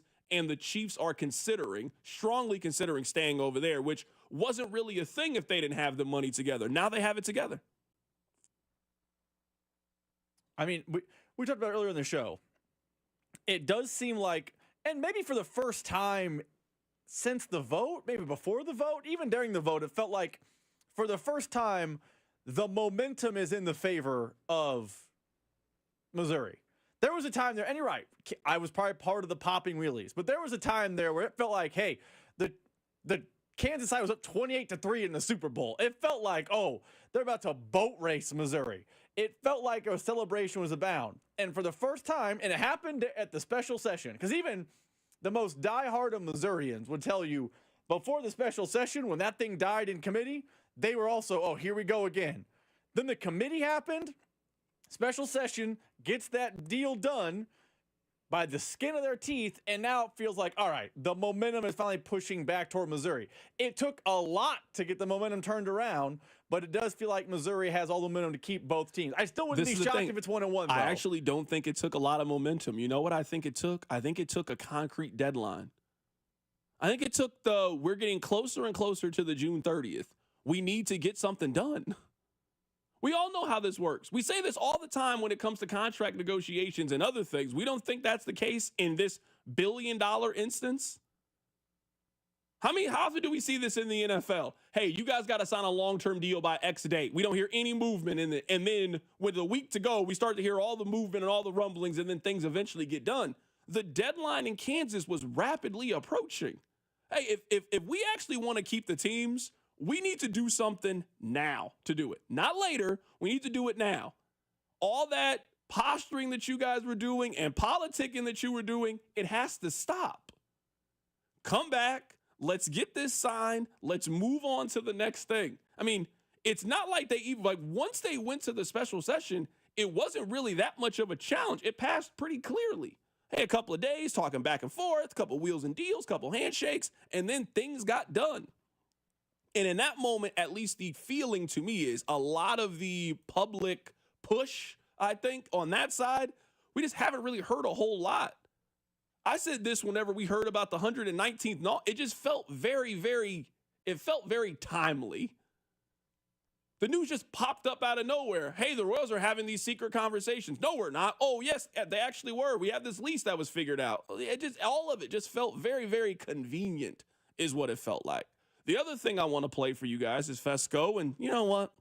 Bob must listen to the show because I said this same thing yesterday and you guys argued me and told me I was wrong.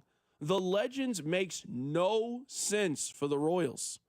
The Royals have never mentioned Legends ever as a place where they're going to go, and that's where the laughter ensued for me yesterday. A couple of people, even Wyandotte County folks, you know, that I kind of spoke to yesterday are like, we heard they may be coming to Kansas. We've never heard they're coming to Wyandotte County. And I talked to somebody yesterday in the know, and they're like, the Royals are essentially in the Wyandotte County deal right now. It's the same place. They're not going to move from, you know, where they are at the sports complex to the exact same place across the way. They want to be where the population density is. There's no population density at the Legends out there. So I got a lot of laughter from people yesterday when they saw the Wyandotte County thing. Like legitimate people calling me laughing, going, where's Wyandotte County coming from? Like, Sherman's never mentioned Wyandotte County. They're in that area right now. There's no point of moving to the same area. Bob, my brother, this is what I said yesterday. It doesn't make any sense for the Royals to move to the Legends. It doesn't solve any of their problems. It doesn't solve any of their problems. None. It's the same problem, just on the other side of state line. The Royals' problem is people don't go to Royals games during the week. That's their problem. People are willing to drive out there on a Friday or a Saturday, but on a school night, oh my goodness, they will come up with every reason in the world to not go out there. Oh, I mean, you know, I got to work early. Don't you work at noon? Oh, I mean, they will come up with every reason in the world why not to go on a Monday, Tuesday, or Wednesday. When that weekend comes, people love going out to the park. A lot of people go out to the park on those days. That would be the exact same at the Legends. Once the newness wears off and you get to your regular Tuesday game in June against the Tigers, we will be back at the same attendance numbers that we have right now, asking the same questions that we've been asking since we were kids about the Royals and attendance in the same debates. It does not solve their problems. The Legends doesn't make sense for the Royals. It makes sense for the Chiefs. The Chiefs just bring their own crowd. They attract it. Doesn't matter what population base around the Chiefs. 80,000 people are going, no matter where you put it in the Kansas City metropolitan area, they are going out there on Sunday. It's not the way the Royals work. It's not the way baseball works in this city. So, yeah, it matters where you put the Royals. So if you want to put them where people are, you put them downtown, you put them in North Kansas City, or you put them on 119th and all. But putting them out by the Legends, out by the soccer stadium, or out by Kansas Speedway, it doesn't make any sense to me, and I just don't think it really solves what I think the Royals' problem is on a game-by-game, week-by-week basis. Honestly, There are only two. I agree with you. There are only two solutions to that problem, though. I don't think Clay County fixes those problems. I think the two solutions to that problem are Washington Square Park, or to a lesser extent, 119th and Knoll does help a little bit. Not to the same level Washington Square Park does, but it helps a little bit. So the Legends thing, it makes no sense to me. Clay County, I feel like, also makes no sense to me. I feel like Clay County, you talk about Kansas being a pawn. Do you know what I feel like has been a pawn in this whole game? Clay County. Because Clay County does not make sense to fix the walk-up problem at all. Yeah, I agree. It feels like 119th and Knoll is like a drop in the bucket to fix the problem. And Washington Square Park does fix the problem. But the Legends would be, instead of me driving 20 minutes to go to a game, it'd now be someone from Lee Summit driving 25 minutes to go to a game. It'd be the same problem, just, what's the quote? Change the caps from red to blue? That's what would be with the Legends for the Royals. Yeah, no, that's definitely just what it feels like. Text line 913-586-7965. Let us know what you guys think. It appears, if you are believing the reports, it feels like the sentiment is changing a little bit. It sounds like the Chiefs could be staying where they are. It also sounds like you are hearing more and more people from the city kind of confirm that the Royals don't need a public vote if they want to build a downtown stadium. Here's the latest with Fox 4. Councilman O'Neill believes the city can redirect a lot of taxes like the state is doing, plus the Port Authority, which he's the vice chair of, can issue bonds. We believe that we can do that without any problems, to be honest. Councilwoman Andrea Boo, who also chairs the Economic Development Corporation of Kansas City Board, says she believes the June 30th date of the Royals picking where they want to build was set by the state of Kansas. That's the current date the Star Bond offer expires there, but state leaders can extend it. It's not the city's decision that we have to have a proposal by June 30th. We want to be prepared, and we think that we are prepared. We have the team in place that's necessary to respond when the Royals make a determination on where they're going to go. Washington Square Park is owned by the city's Parks and Rec Department, so that board would need to approve something dealing with the stadium. When do you guys envision them considering an agenda item regarding a Royals stadium? Quickly. We need the parks to approve moving rights over to Port or EDC to negotiate this project, and that should happen fairly soon. O'Neill says the Royals need to tell the city where they want to go, and when they do, they need entities like the EDC and the Port Authority to work together. Rob, I have a question that has nothing to do with what we've been talking about, but this just seems like something that affects all of us. You remember when we were a kid that we were told that breakfast was the most important meal of the day? You remember this when we were coming up? Like, you had to have a good breakfast. You had to get things going. Why, as adults, is that the meal that we skip the most? Why do you think that is? That's an excellent question. So maybe we were lied to this entire time. I don't think we were lied to. Maybe it's not the most important, because you know what I think is the most important? Lunch. Lunch is really important now as an adult. You can miss or have like something light. Like you can have like an apple or something, or like a cereal bar. But man, let it be 11:30, 12, 1 o'clock, and you haven't eaten lunch? Oh, those next 3-4 hours of the job are going to be miserable. Is it possible that lunch has actually become the most important meal of the day? I don't think so. I think the reason that people say that about breakfast is because as an adult, when you're eating breakfast, it's more like a grab and go, and you're eating unhealthy. You're not really sitting down and be like, hey, I want a nice balanced breakfast. It's usually, I'm just going to grab someone on the way out the door and I'm getting out of here. Or you're just going to skip it entirely, and then you get hungry and you overindulge at lunch. We've all had that experience. You're like, man, I didn't eat breakfast this morning. It's 11:45, noon. I'm really hungry. As opposed to just getting, a Chipotle burrito, which is already bad for you. I'm going to add some chips and queso too, or I'm going to add, some chips and salsa because I'm so hungry. So I think what they're trying to cut down on by being pro-breakfast is that people overeat at lunch. So I think the first meal you eat is the key. It's just a matter of doing it healthy and in moderation. No, that makes perfect sense. I just think about my own life. I just don't eat breakfast all that often. I mean, I eat breakfast sometimes. I maybe eat breakfast 2-3 times a week, but I eat lunch every single day. So I just was thinking, I was like, man, maybe lunch is actually the most important meal of the day. What do you usually eat for breakfast? You seem like I'm just going to guess, you seem like an eggs white individual. I'm not an egg white individual. You seem like an egg white and avocado toast kind of just get your day going, you know? Okay, first off, I've had avocado toast to get the day going. I don't know why that caught a shot back there. It's a nice, healthy, fatty. I wasn't hating on it. I mean, I was right. This is what it seems like you're into. It seems like that's what you start your day with. Some eggs whites, some avocado toast. You're scrolling on your phone trying to get caught up for the day. I don't think you drink coffee. You don't seem like a coffee individual. I actually am I'm one cup a day. You've never had coffee around me.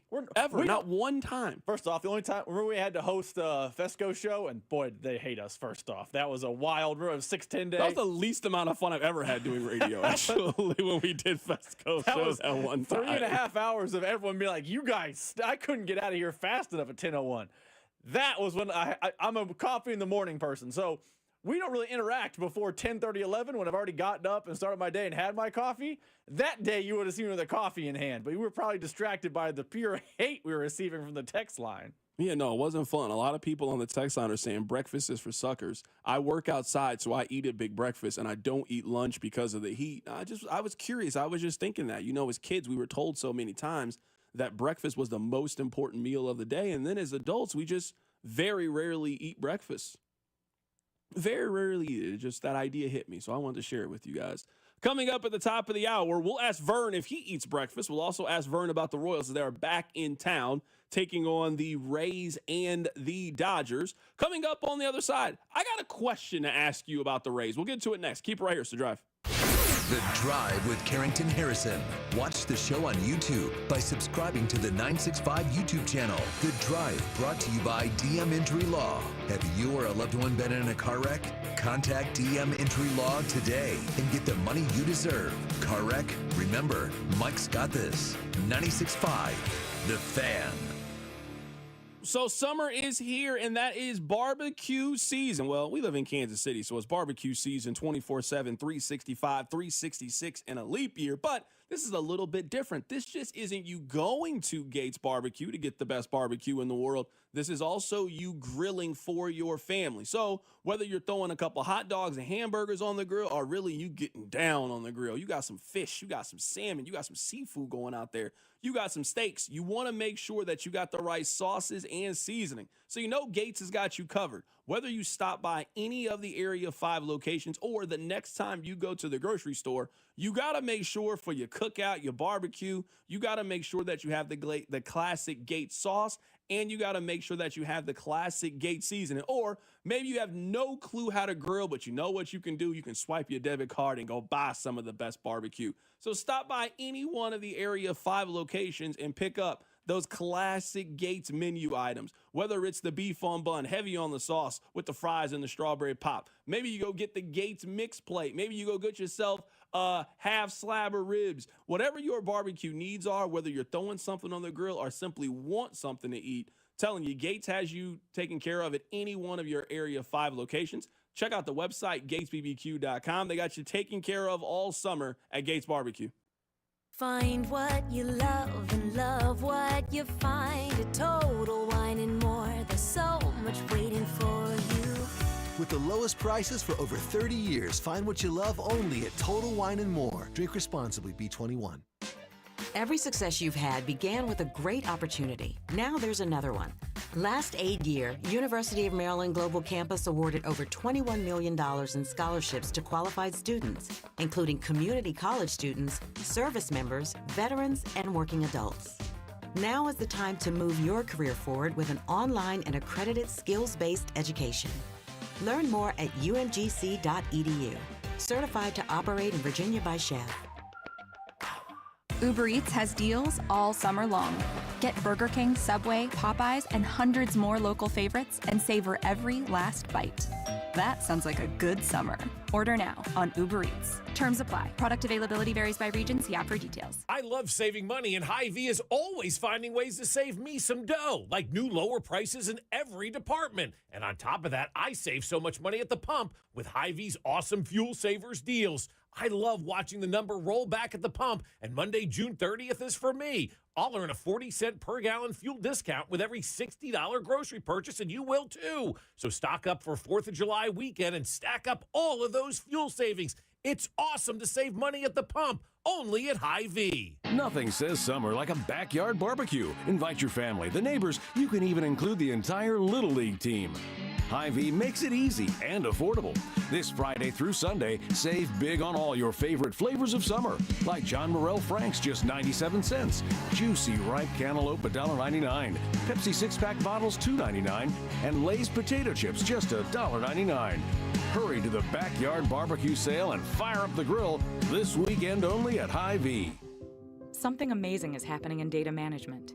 Even though storage needs are constantly changing, companies are only paying for what they need now. That's because CDW customized a Pure Storage Evergreen One SLA-driven storage-as-a-service solution that delivers enterprise-grade hybrid cloud storage that is effortless, efficient, and evergreen. Simplify storage administration with Pure Storage and CDW. Make amazing happen. Find out more at cdw.com/purestorage. Kubota Orange Days delivers the savings you need for the life you love. Shop a wide selection of equipment at your local dealer, including America's #1 selling compact tractor. And get your perfect match delivered to your door. Designed for comfort and built for performance. Now through June 30th, get 0 down, 0% APR for 84 months or up to $3,000 off select compact tractors. Sales ending soon. See the details at KubotaOrangeDays.com. Here's traffic, brought to you by DM Injury Law. Have you or a loved one been in a car wreck? Contact DM Injury Law today and get the money you deserve. Car wreck? Remember, Mike's got this. Good afternoon. In the Triangle, 435 northbound past Bannister Road. It is the right lane blocked. Kansas side, 435 southbound past K5. Right lane blocked there from the Anthony Plumbing, Heating, Cooling, and Electric Traffic Center. I'm Val, 96.5, The Fan Traffic. The NFL season is fast approaching. With kickoff under 100 days away. Harrison Butker set to kick it off. The run-up. Butker's kick and Super Bowl 58 is underway in a high, deep spinning kick. The Drive gives you an NFL thought every day from now until the start of the season. It's the countdown to kickoff.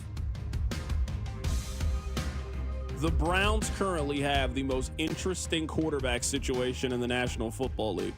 I'm not saying it's interesting because it's good. It's just, I don't know, interesting. So they have 4 possible options: Kenny Pickett, Joe Flacco, Dylan Gabriel, and Shedeur Sanders. They traded for Kenny Pickett. Joe Flacco, he just old. And they drafted 2 rookies this year. So Deontay Johnson, who I'm actually surprised is still in the league. This is his, 5th team in the last year? I mean, he has been bounced around. He's played for more teams than Khloe Kardashian has in her NBA career. So Deontay Johnson, he went on a podcast and he gave his opinion on who he thinks the starter is going to be. Quote, "I think we're going to roll with Kenny Pickett for now. I feel," quote, "I've been seeing Kenny going hard with the ones, and then Joe Flacco comes in. I think they're probably going to roll with him just to see what it's like. I think they're going to stick with him through the preseason." This was Deontay Johnson's, what he had to say. That's the wrong decision for Cleveland. If you're going with Kenny Pickett, then you've just already made the decision that you're going to start Shedeur Sanders in week 6. There's no chance that the Kenny Pickett experiment for the Cleveland Browns goes well, is there? None. There's no chance that goes well. They start off the year 1-5. They start off the year 2-4. They're 27th in offense, and they need a spark, and they go to one of the young guys. This is what the Browns should do. Start Joe Flacco. Joe Flacco actually gives you the highest ceiling of anybody that you possibly have. He gives you the highest ceiling. And then, I mean, they'll be bad with Joe Flacco. Don't get me wrong. They'll be bad, but it'll be fun. It'll be entertaining. And they'll get to like week 11, and they'll realize they're out of it, and then they'll just start one of the young guys. But we always say in the NFL, well, I mean, teams don't tank. It's not like other sports. Bro, if that's your quarterback room, you're tanking for this season. You just haven't told us yet.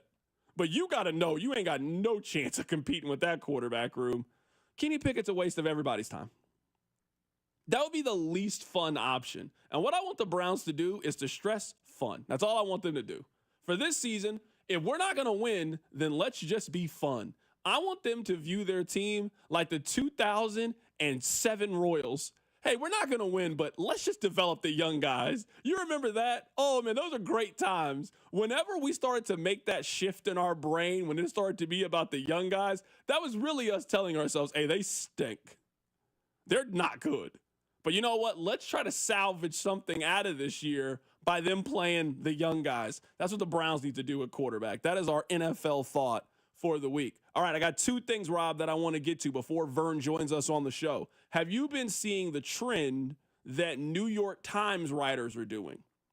So they are making a top 100 list for the best movies of the last 25 years, and they are having every writer submit their handful of them. All right, so this is how I'm going to do it. I'm going to give you the 5 movies that I think have been essential in the last 25 years. There are obviously more movies than this, but I think this is a really good start. I get 5, you get 5, everybody gets 5, and we put that together and we get to our 100 list. These are the 5 that I wrote down, Rob. The Departed, Dark Knight, Get Out, Avengers Endgame, and Social Network. Those would be the 5 that I would suggest for the last 25 years. Get Out, and it has spawned basically a movie franchise and just a person in Jordan Peele. Avengers Endgame was the end of a decade-long saga of all these superhero movies. The Departed, the best crime movie, I think, over the last 25 years. I actually think The Social Network is the best movie that we've had in the last. That's just a phenomenal movie. And The Dark Knight, which is the best superhero movie, in my opinion, during the superhero era. Those would be the 5 I would suggest for the top 100 movies. So I don't think that's a bad list. But for you personally, I am stunned, just stunned, that one comedy didn't make the list. You speak glowingly about this comedy all the time. I'm talking about Jonah Hill, Michael Cera. That movie is for you, and you left it off your list for Avengers Endgame? This was supposed to be your list, not me. You said that was Avengers Endgame is the biggest movie of the last 25 years. I mean, it is. It's the biggest movie. It is the most anticipated movie of our lifetime. I can't speak to how people felt about the early Star Wars movies, but Rob, you obviously know, you were there. Avengers Endgame, well, it's the biggest movie release. I think it has to be on your list if you're going to suggest 5 movies. I'm just stunned that Superbad went on your list. I don't love Superbad like that. That's not my movie. You talk about Superbad like it's our era's Clueless. No, I don't. I don't love Superbad like that. You talk about Superbad a lot. You got Superbad confused with Mean Girls. I don't love Superbad like that. You know, my movie is Wedding Crashers. Oh, yeah, that's also Wedding Crashers and 40-Year-Old Virgin. Those are my comedies from the last. I think Superbad's better than those movies, but I don't think that actually. I'm just surprised that you didn't have any of those comedies on your list. What's your 5? I do think it's Dark Knight. I'm just really. You have to give 5 different ones. I'm trying to fight the urge to just put Nolan and Scorsese movies. Wolf of Wall Street probably is on the list. I do enjoy that movie. That's a really good movie. It sucks I can't do Social Network because Social Network I think Social Network is incredible. Social Network is a really, really good movie. Film. And honestly, I mean, like, part of I think what makes it such a good movie is like it is our generation's story. Like, we saw Facebook from the very, very beginning. So to then see the story and all I love Social Network. That's probably the movie I've seen the most from this time. I'm trying to think. I mean, I think Inception's probably on the list. Either Inception or Oppenheimer are on the list. You love Inception way more than I do. I love Inception. Inception's incredible. I've only seen Inception the one time in the theater, and I just thought it was fine. I think if we're talking impact, maybe this is recency bias. All right, so hold on. So you're throwing your 5 in there. Inception, Wolf of Wall Street. Mm-hmm. Okay. I think maybe this is recency bias. I think Barbie. I think the Barbie movie is we're putting Barbie on the list. Okay, we can throw Barbie on there. Barbie's on the list. Okay, you have 2 more. Inception, Wolf of Wall Street, Barbie. I really want to put Top Gun Maverick. Top Gun Maverick is an incredible Top movie. Gun Maverick was really, really good. Yeah, I'm going to go Top Gun Maverick, and then I'm going to go Superbad. Those are the 5. Okay. Superbad. Someone on the text line says, "Bro, no one cares about Facebook. You can win elections off Facebook. Facebook might honestly be the most powerful tool that we have if used correctly." No one knows who Mark Zuckerberg is 20 years ago. Now he's I don't know. That's top 5. It's wild. I've just seen the power of the text line's crazy. I don't think the text line understands the assignment. It's the last 25 years. I don't. So it's like Forrest Gump. Never mind. Let's move on. How dare you not have Gladiator? Let's move on. Okay, you're right. Let's move on. I'm serious. Let's move on. Someone said, do you think Sinners will be on this list? I do think it should be on the list. If you're making a top 100 list of the last 25 years, I do think the Sinners has to be on the list. Yeah, not top 5, but it's on the list. No, not top 5. No. I mean, it's a sad, I haven't seen Sinners yet. I only have seen people speak glowingly of it, but I have not seen Sinners yet. Have you seen it yet? I have not. I know it's going to HBO Max next week. Yeah, I'll watch it then. That's when it's coming home. Honestly, it just was the NBA playoffs. It took up so much of my time. Stupid Tyrese Halliburton just to get hurt at the end. What a terrible final episode of that show. And it came out around Mission Impossible time, and I was going to pick Mission Impossible. Did you like that movie? No. Okay, I didn't know. He saw it the one time and then never mentioned it to me. I never heard you say anything about it. He fought AI for 2.5 hours, and then we all... That doesn't sound like a movie. It sounds like Tom Cruise's life. And then we all went our separate ways. That's what it sounded like. Coming up at the top of the hour, we are going to be joined by Josh Vern. Keep it right here. It's The Drive. You're listening to The Drive with Carrington Harrison, host of the Random Royals lineup on 96.5 The Fan. Baseball with the Royals. Brought to you by DM Injury Law. Have you or a loved one been in a car wreck? Contact DM Injury Law today and get the money you deserve. Car wreck? Remember, Mike's got this. Here's traffic, brought to you by DM Injury Law. Have you or a loved one been in a car wreck? Contact DM Injury Law today and get the money you deserve. Car wreck? Remember, Mike's got this. Good afternoon. In the Triangle, 435 northbound past Bannister Road. It is the right lane blocked. Kansas side, 435 southbound past K5. Right lane blocked there from the Anthony Plumbing, Heating, Cooling, and Electric Traffic Center. I'm Val, 96.5 The Fan Traffic. I'm Piera Palazzolo, VP of Digital Marketing for the American Management Association, a company focused on the management training skills needed to enhance the careers of business professionals. We did our research when it came to the best companies for website development and chose AmericanEagle.com. And we couldn't be happier. AmericanEagle.com worked closely with us to understand the front and back end requirements needed to launch an e-commerce website that could handle the complexities of running thousands of seminars nationwide. Our robust new website and improved SEO saw immediate increases in site traffic and web revenue. If you're in need of managerial effectiveness and success, visit our website at amanet.org. If you're in need of a website that provides an unparalleled consumer experience, I highly recommend AmericanEagle.com. Transform your business today.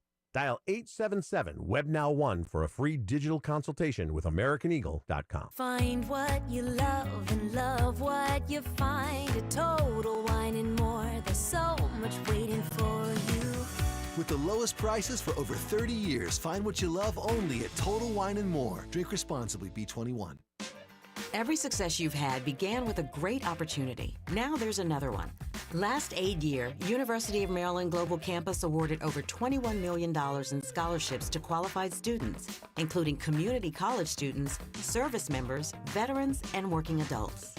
Now is the time to move your career forward with an online and accredited skills-based education. Learn more at umgc.edu. Certified to operate in Virginia by Chef. Uber Eats has deals all summer long. Get Burger King, Subway, Popeyes, and hundreds more local favorites and savor every last bite. That sounds like a good summer.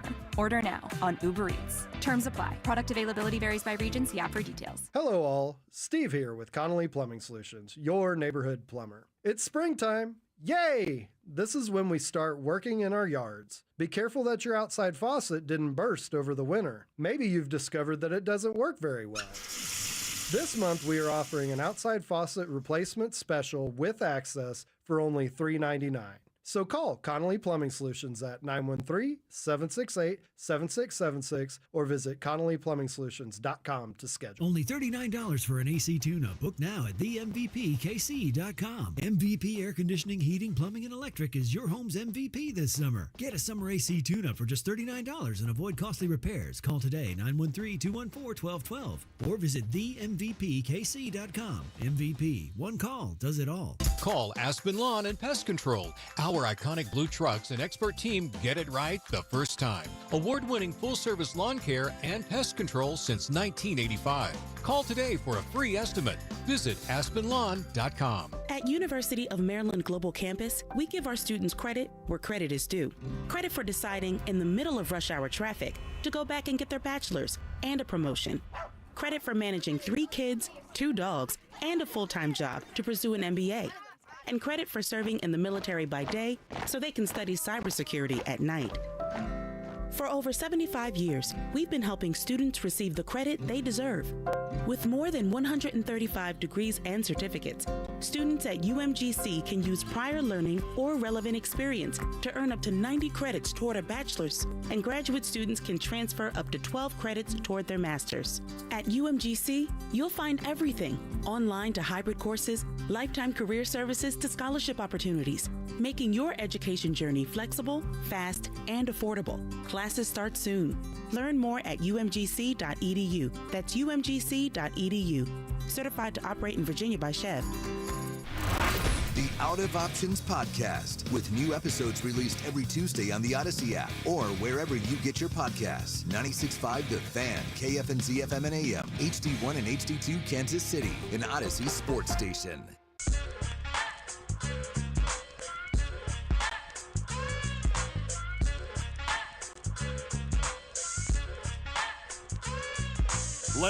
Let's head to the phone lines right now to be joined by our Royals insider, Josh Vern. You're joining us on the show today. Vern, how you doing today, my man?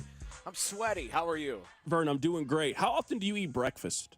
Every day. It's my favorite meal of the day. See, I normally have the same thing every day, but yeah, every day. We were just talking about how we were told so much as kids that breakfast is the most important meal of the day, and then that's the meal that I skip the most. I eat lunch most days. I eat dinner just about every day. I don't really eat breakfast a whole lot. Well, I think that also plays into your schedule, right? You probably have dinner after the show, so that's, I think, a late dinner. So maybe, you stay up a little late, get up a little late. Yeah, I can understand skipping breakfast. I'm known to do that now. Now, as I say, I have breakfast every morning. Breakfast might happen at noon. I might make myself a breakfast sandwich at 1 o'clock in the afternoon, and that'll be my first meal of the day. I always have breakfast, but the time certainly varies. Like the Royals have, back-to-back night games. I'll probably sleep in a little tomorrow, and yeah, maybe not have breakfast until like 12:30. You said that you eat the same thing for breakfast. What do you normally get? Normally just run-of-the-mill breakfast sandwich, just 2 pieces of toast, a bunch of cheese, a piece of sausage, and 1 cracked egg. I used to always go 2 eggs, but that doesn't sit right anymore. I think your boy's lactose intolerant, but I still power through it. 1 egg every morning. And I would say just at the rate at what eggs cost right now, if you can eat 2 eggs every single day, I don't know what they're paying you. We need to switch jobs, and I need to be the Royals insider. No, we need to get some wins on this homestand. You're right. We need some wins here. Vern, this is the last breakfast question, last food question. I know this probably doesn't happen a whole lot, but let's say that you and the wife go get brunch. Let's just say for the weekend you're just off, and she's like, "Hey, babe, we never get a chance to go get brunch. What are you ordering at a brunch?" It's got to have. There's sausage gravy on something. So, yeah, probably a biscuit, a couple of biscuits. Boy, I can go crazy. I mean, I love everything that breakfast has to offer, but I'll probably go with a Western omelet, biscuits and gravy on the side. And, if they serve one of those big old cinnamon rolls, I'll probably order one of those bad boys too, and then just sleep for the rest of the day. All right, Vern, let's start with this. The Royals just had a 6-game road trip. They went 4-2. You'll certainly take that. What did the Royals do to have a winning record this past week? They pitched like they have really all season. But what you saw in that 3-game sweep in Texas and what you saw in the opener against the Padres was a good offense.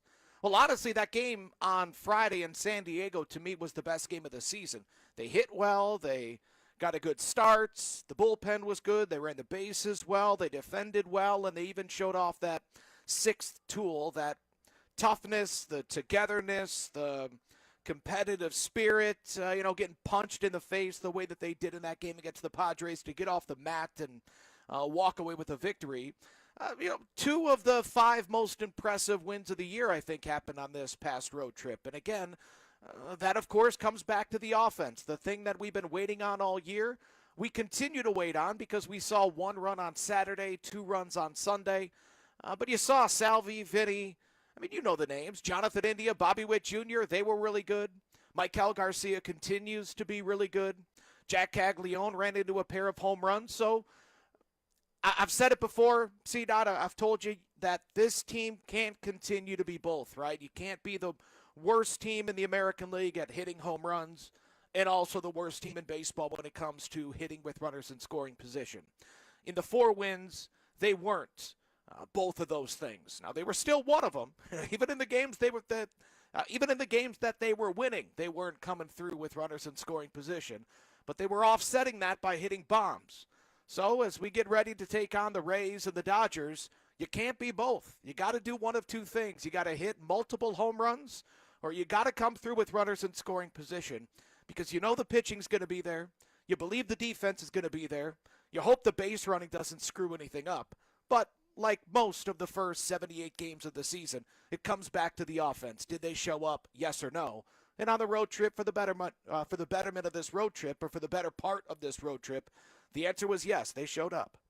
Right now, we're talking to our Royals insider, Josh Vern. You're joining us on the show. Let's talk about Jack Caglianone. You mentioned the 2 home runs. Let's talk about the defensive play.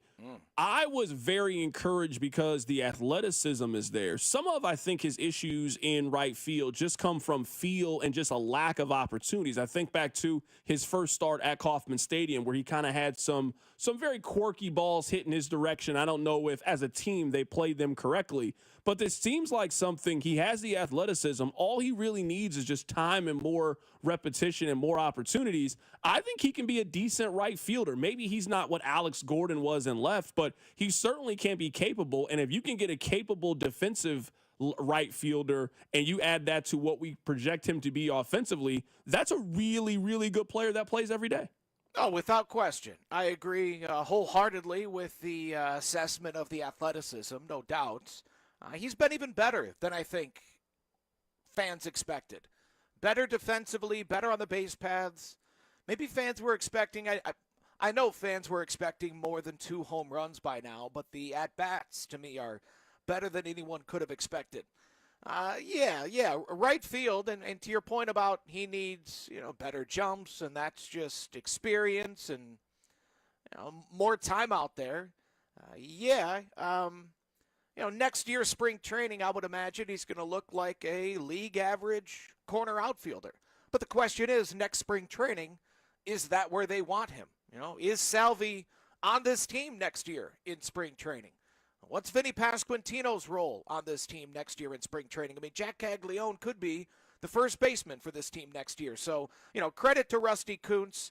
Obviously, all the credit to Jack Caglianone for putting the work in. He does look like an adequate right fielder, but that doesn't mean that over the course of these final 84 games, we're not going to see multiple errors from the 22-year-old, right? He made his first error on this road trip as well as he just whiffed on a ball.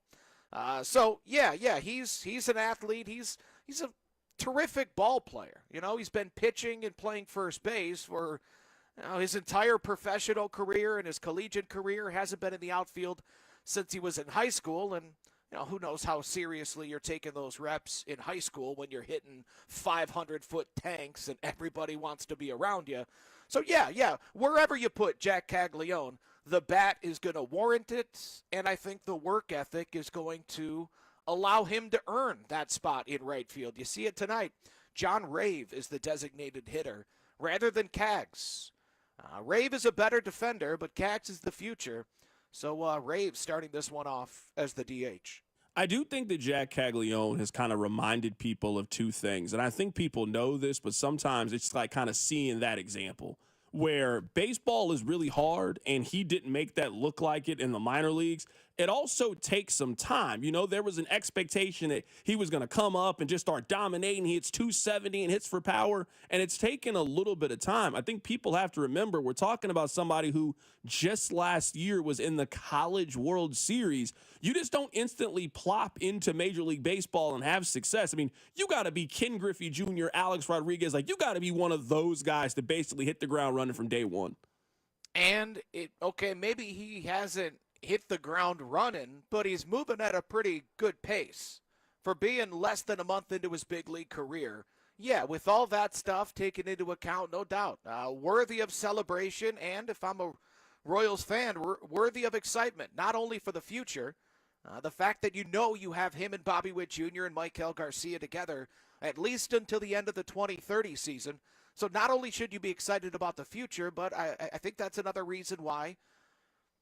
And I'm not going to be the one to do it, but it's another reason why if you choose to be patient with this offense, I get it.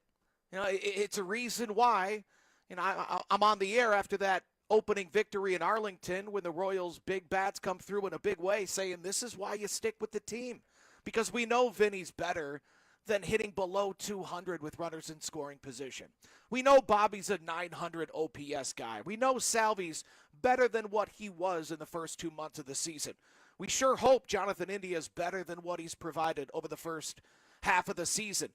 And Jack Caglianone, what I think he's going to be come August and September, coupled with what we believe Bobby and Vinny and Salvi, keep saying that, but what we believe those three can be, coupled with what it looks like Jack Caglianone's going to be with more experience, not just in the outfield, but also offensively. Look at what the A's' Nick Kurtz is doing after he had not a bumpy start to his big league career, another one of those draft picks from a season ago. I wouldn't call it a bumpy start, but it didn't hit the ground running and hit bombs left and right. He's starting to now. I think that's coming for Jack Caglianone. So for those that say, Vern, this team is so much more than just one bat away, you might be right. But one bat, coupled with Cags and Maikel now supporting those big three that we've been talking about since last season. I mean, that's what this team was missing last year, was the power of Caglianone and the 5-tool ability of Maikel Garcia to surround Bobby, Vinny, and Salvi. You have that now. And if Jonathan India can get going again, but even as I say it, man, I got to stop myself because we've been saying this now for 3 months, C-Dot. Vern, now that we are getting closer to finding out who the All-Stars are, I'll ask you the same question I asked you a month or so ago. If I set the over-under at Royals All-Stars at 2.5, what would you take? I'd hammer the over because I think it's 3 at a minimum. I can understand 4 deserve it, but you're 2 games below 500. I don't know if you deserve anything. Bubic, Estevez, Bobby, and Maikel all deserve to be there. The pitching staff has to be rewarded. The rotation has to be rewarded. So Bubic, to me, is a obvious choice. Now he'll have a chance to further that candidacy tonight. But Estevez leads the American League in saves. I think that's a slam dunk. The fact that Bobby, we talked about this last week, the fact that Bobby still doesn't lead at shortstop, he's losing to a rookie that doesn't have a home city, that is jaw-dropping. But Bobby's going to be there on name recognition, and he deserves it. He's one of the 15 best players in the sport this season. Maikel's one of the 30 best players in the sport, but again, how many players does a below 500 team really warrant for the Midsummer Classic? So if anybody's going to get lopped off and ripped off, to me it's Maikel Garcia. You mentioned a couple of times the Royals record, and it leads me into what I wanted to talk to you about next. Right now, we're joined by our Royals insider, Josh Vern. This team is 19-30 against teams who are over 500. That's who they play for their next 13 games. They have Tampa Bay, who leads the wild card right now in the American League, the Dodgers, who might be the best team in baseball, Seattle, who would have the third wild card spot right now, and Arizona, who is in it in the mix in the National League. this feels like that fork in the road for the Royals season, that this is where they have usually not treaded water. They've done really well when they've played the bad teams in baseball, and they've kind of struggled against those teams. What I don't want to look up is we blink 2 weeks from now, the Royals went 4-9 in this stretch, and in some ways it feels like they've really eliminated themselves from the postseason. That seems possible with the stretch that they have. 19 games to go before the All-Star break, and all of them, except for the Pirates series, are against good teams. 6 teams in total, 4 of them right now have a playoff spot. Yeah, you give me the record of how the Royals perform against good teams. C-Dot, here's the cold, hard truth. I hate saying it, but I remain optimistic because of all the reasons I just mentioned.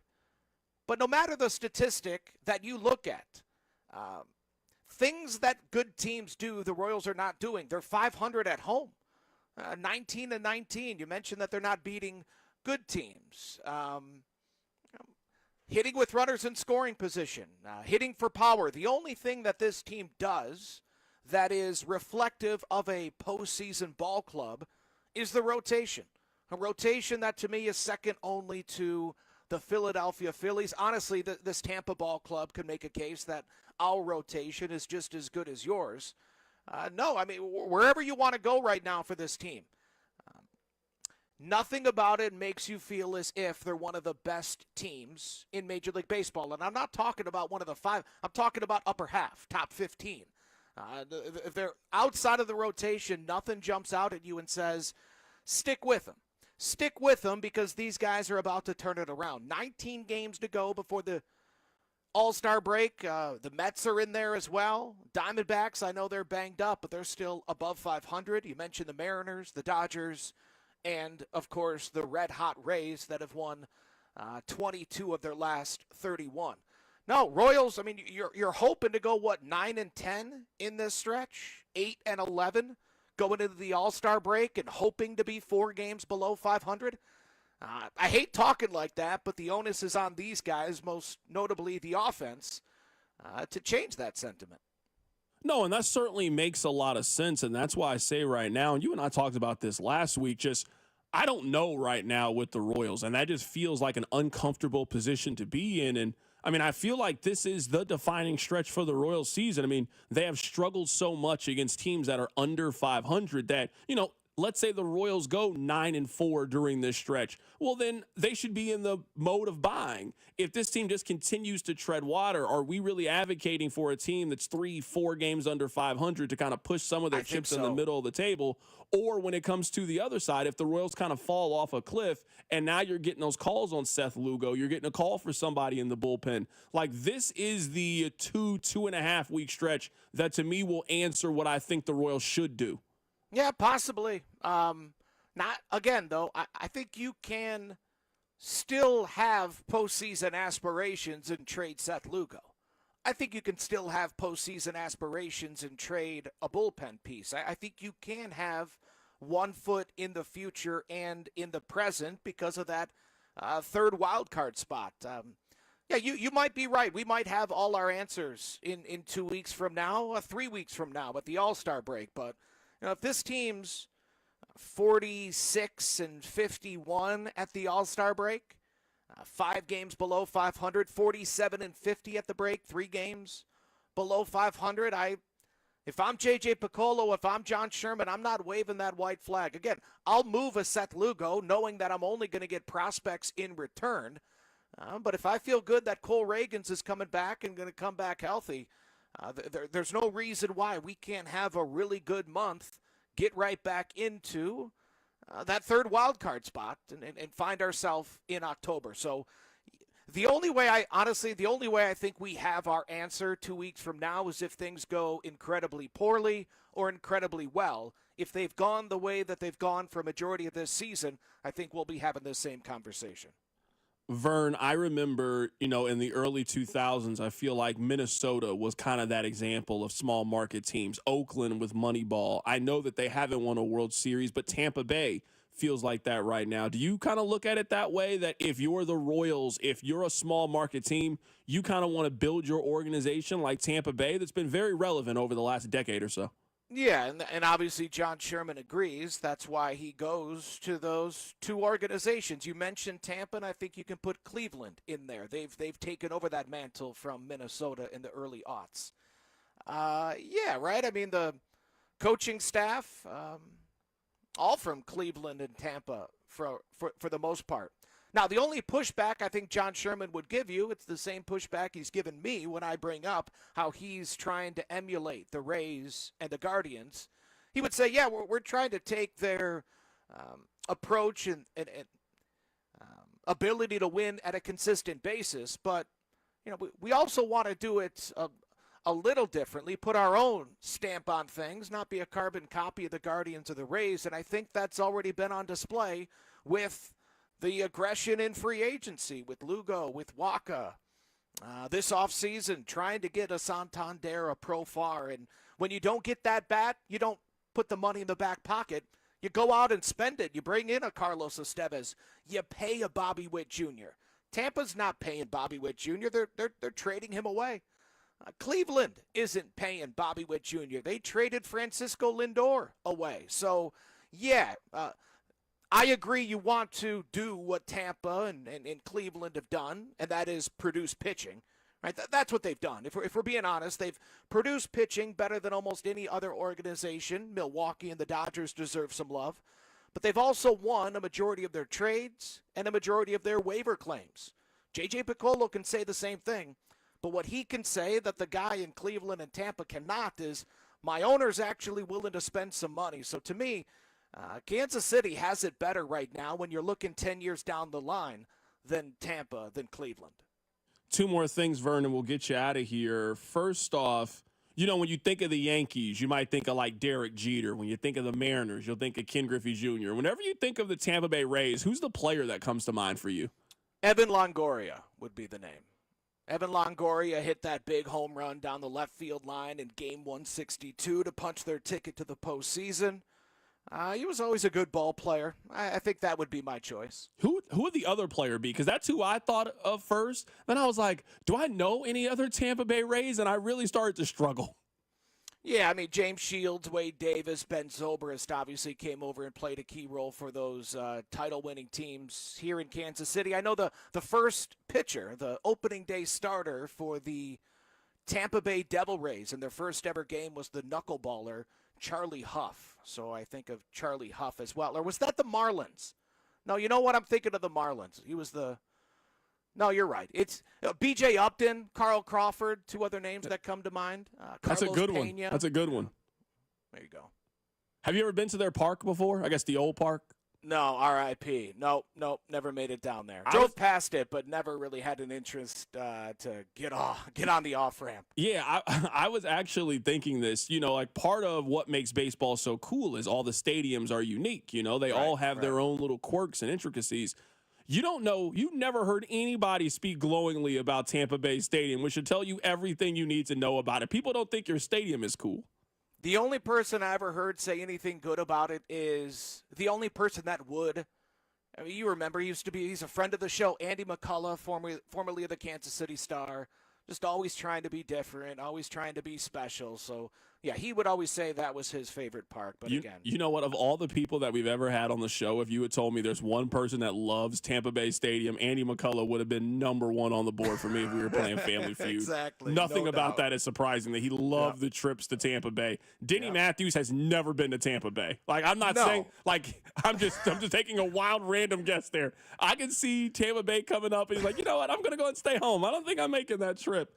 Last question here. I have been starting to look ahead. I am hopeful that we get to see Shohei pitch on Saturday at Kauffman Stadium. Have you been looking ahead? Of course. I mean, just the fact that Shohei's going to be in the building is always worthy of making the trip.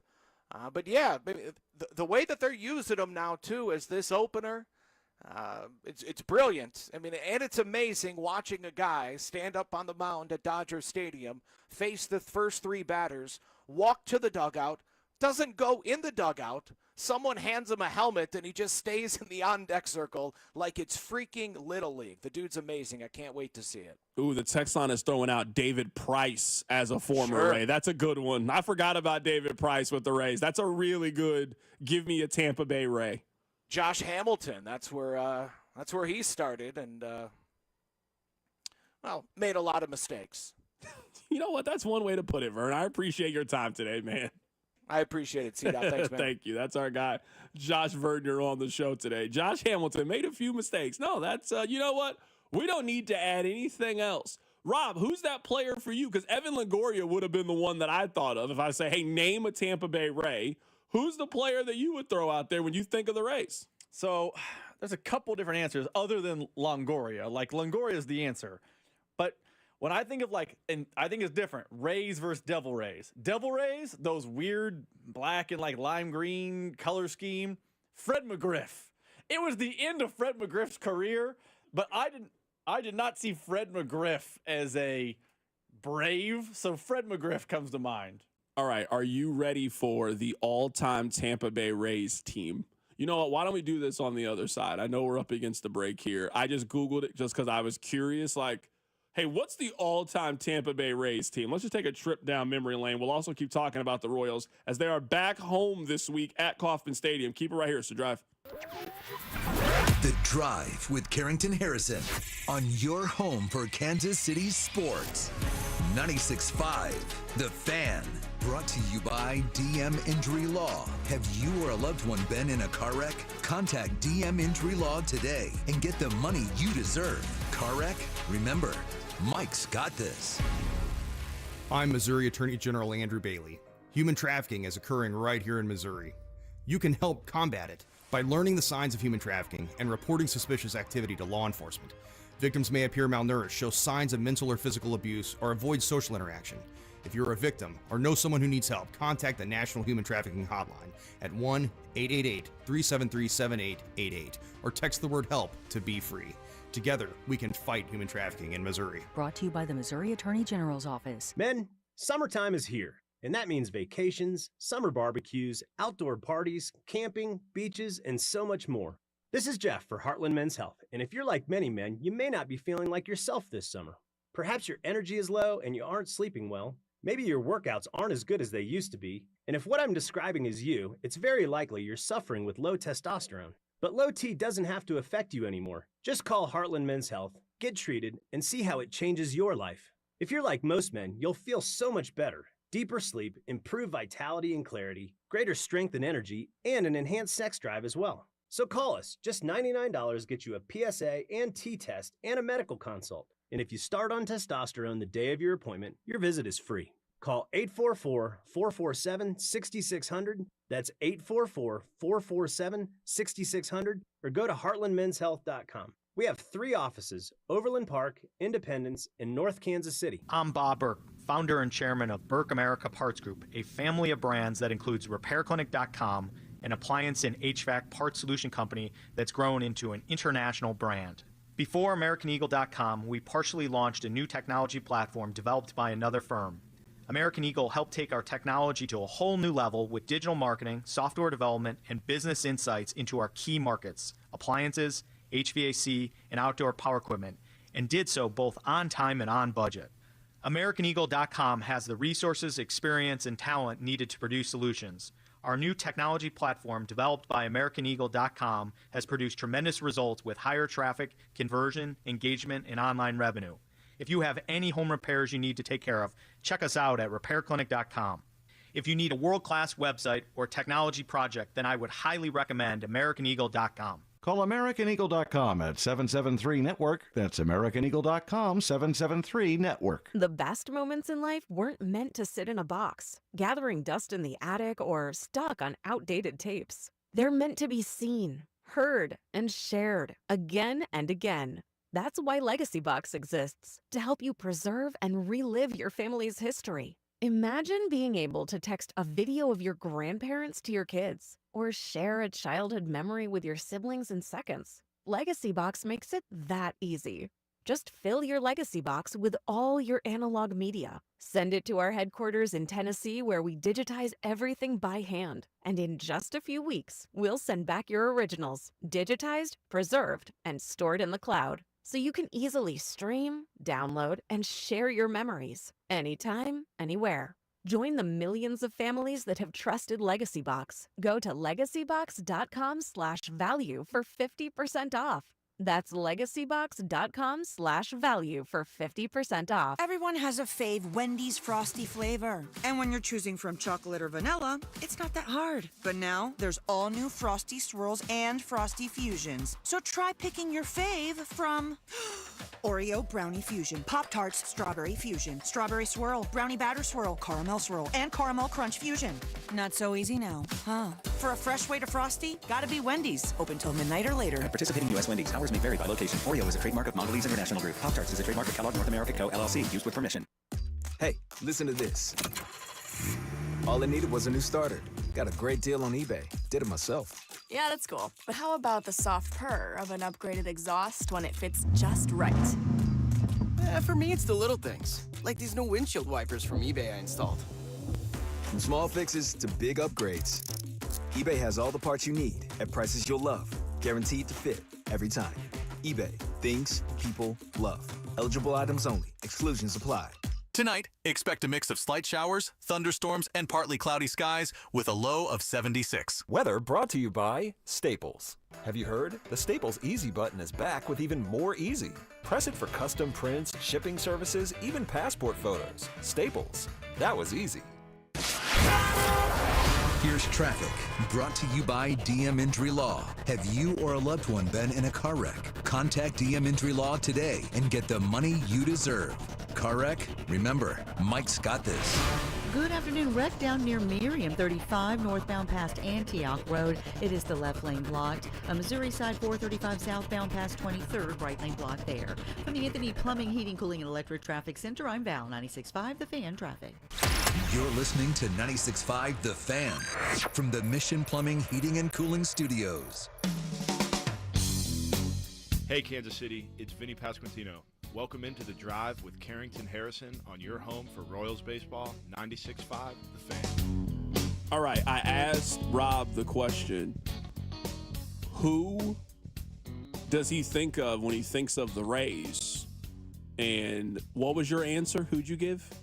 I said Fred McGriff. Fred McGriff. That's because I wasn't allowed to answer Evan Longoria, which is my first reaction. Okay, no, that's perfectly fine. My player would be Evan Longoria. A lot of people chimed in and said that David Price would be their list. So I found an article. This is from 2020. This is when we were just doing anything to keep ourselves amused when there were no sports. So someone actually made the all Tampa Bay Rays team. At catcher, they have a John Jasso. Are you familiar with the John Jasso? I recognize the name. I would not have recognized him as a Tampa Bay Ray, but I do know the name. Well, he had a 350 on base percentage. Just want to go ahead and throw that out there for you. I wish the Royals catcher had a 350 on base percentage. At first base, they're going with Carlos Pena as their first baseman. At second base, they're going with Ben Zobrist. At shortstop, they're going with Julio Lugo. At third base, Evan Longoria. This is their outfield. Carl Crawford, Kevin Kiermaier, Melvin Upton at right field, and with DH, they are going with Fred McGriff. That is who they have at So as Melvin Upton, he was BJ Upton, then he started going by Melvin, correct? I'm not 100% sure. Because I remember there was a BJ Upton and a Justin Upton. I do not have any recollection of Melvin Upton. I think we gotta Google this. Who is Melvin Upton? I don't remember a Melvin Upton. How did we get from his name was it was BJ, and then he just decided one day, I don't want to be BJ anymore. I just want to be Melvin. That makes sense? Please explain this, because now I'm confused. I'm starting to think they got another brother that we don't know about. All right, so Google says his name is Melvin Emmanuel BJ Upton Jr., but he was Melvin, and he just went by BJ. Okay. So Melvin Upton and BJ Upton are the same person. They're the same person. Okay, we found it. See, they threw me off with the Melvin. I was thinking that was somebody we didn't know, but we do know BJ Upton. They are going with Fred McGriff as the DH. For their rotation, they are going with David Price, James Shields, Blake Snell, and Scott Kazmaier. That is their rotation. So if you were curious, that is the all-time Rays team. That Rays team would get beat by a lot of other best teams ever in baseball. Yeah, I mean, but their team's like 12 years old, so yeah. I'm not even sure if they beat the Diamondbacks. Like, if we did that same thing with the Diamondbacks, I'm not sure if they would beat them. Because you're right, like going up against the Royals have 50 years of more history than the Rays do. Would they beat the Marlins? No, I don't think so. You want to play that game with the Marlins and see if they'll beat the Marlins? The Marlins would have Melvin Cabrera, which would be Miguel Cabrera, the Marlins had some really good teams there for a Josh time. Beckett, yeah. The Marlins, I think, would give that team work. Yeah, the Marlins team is much better than theirs. Actually, you know what? Let me find it. You know what? I got it right here. I didn't think we would be here with the Rays versus Marlins team, but we're here now. They're going to go with, so I'm reading this. They didn't pick Pudge Rodriguez because he only played 1 year with the Marlins. Feels a little bit like cheat. Okay. They didn't go with him. So they went with a JT Realmuto is who they went with. He's now a Philly because he was good for them. So that's not a bad pick. They're going with Jeff Conine at first. At second base, they're going with Dan Ugla. At shortstop, Hanley Ramirez. At third base, they're going with Miguel Cabrera. That's a stacked infield, by Yes, the way. That's really good. That's really good. Gary Sheffield in left. Christian Yelich in center field. Juan Carlos Stanton in right field. Starting pitcher, Jose Fernandez, Josh Johnson, Kevin Brown, and Dontre Willis. And Josh Beckett if you want as a fifth starter. Yeah, it's not even close between those two teams. The Marlins had like two really, really good teams. The Rays have been good, but they haven't been Marlins good. The Marlins have definitely had more individual players. I mean, I was thinking of one of those other expansion franchises. I'm like, let's see. You're right. The Marlins might give a lot of teams work. Oh, for sure. The Marlins at least had a time where the Marlins were kind of cool. Like when they had like Juan Pierre and Josh Beckett and Dontrell Willis, the Marlins had a time where like, that team's actually kind of cool. I don't know if we've ever looked at the Rays as being cool. I don't know if that's ever been a thing. That's because Miami's cool, but Tampa Bay isn't. No one's going to be like, you know where I want to go? Tampa Bay. That's a good point. I can't argue that. I can't add to it. I can't take away from it. When you put it like that, that actually makes a lot of sense on why we feel the way that we feel about the Tampa Bay Rays. We were talking about this with Vern. It is really difficult to build a stadium that no one has great memories of. Like whenever they get rid of Kauffman, there are people that, maybe are not from here that come visit Kauffman that leave thinking, man, that was a really beautiful stadium. Like part of what makes baseball such a fun product and so special and so unique is that every baseball stadium is its own. Kauffman's very different than Safeco or Petco or Wrigley or whatever. Like baseballs are their own unique thing. How do you build a stadium? I mean, at one point, the Trop was new. It was brand new. How do you build a stadium that no one loves? That just seems really, really difficult to do. I mean, I would say first things first is having baseball indoors. Like, me and other people can disagree about dome stadiums or turf versus real grass for football. Like, it is a honest to goodness real conversation to have. Baseball is not an indoor sport. No, like, not even a little bit. And then they had goofy catwalks, and they had special rules for ground rule doubles, and the stadium was always empty. And then they had a Ray tank, I think a Stingray tank out and right, which is who cares?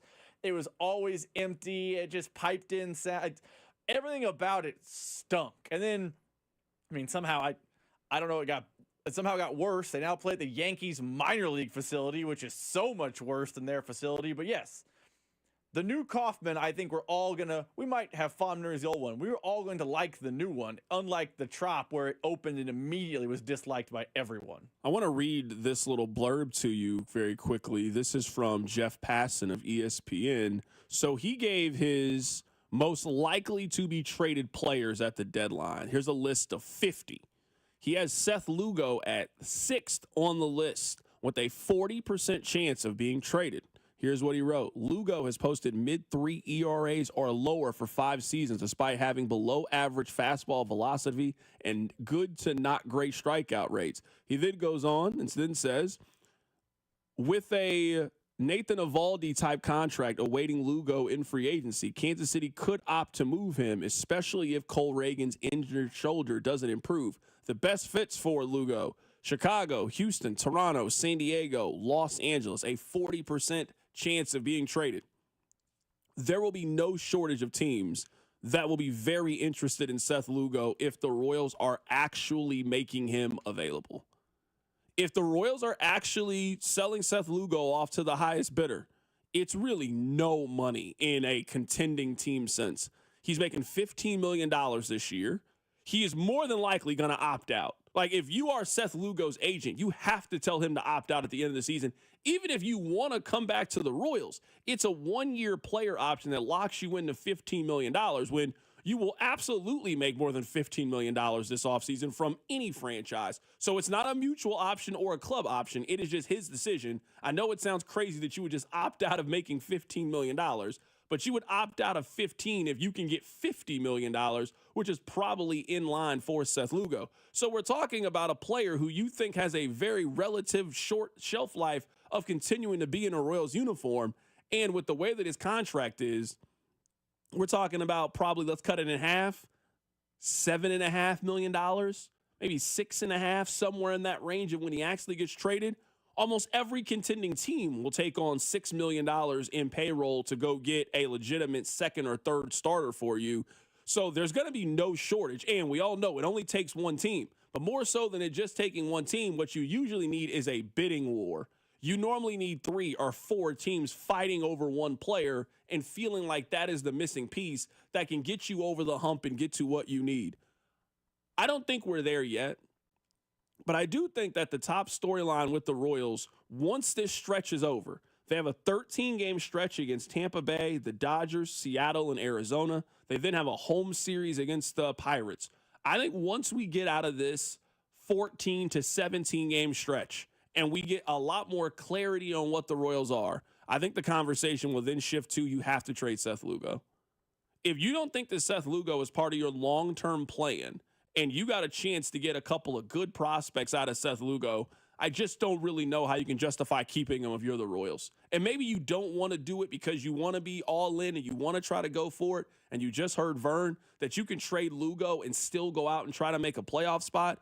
But if you're telling me that Seth Lugo is 36 years old, he's probably not a player that you want for a 2-3 year contract. So he's not a player that you really want to re-sign. You only got him for the remainder of this season, and you think that he can yield you pretty good dividends as a very solid starter for a handful of teams.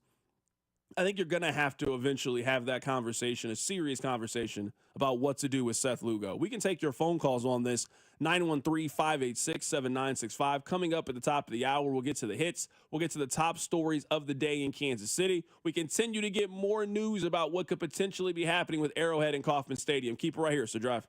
Hey, it's Cole Reagans from the Kansas City Royals. You're listening to The Drive with C-Dot on 96.5 The Fan. Brought to you by DM Injury Law. Have you or a loved one been in a car wreck? Contact DM Injury Law today and get the money you deserve. Car wreck? Remember, Mike's got this.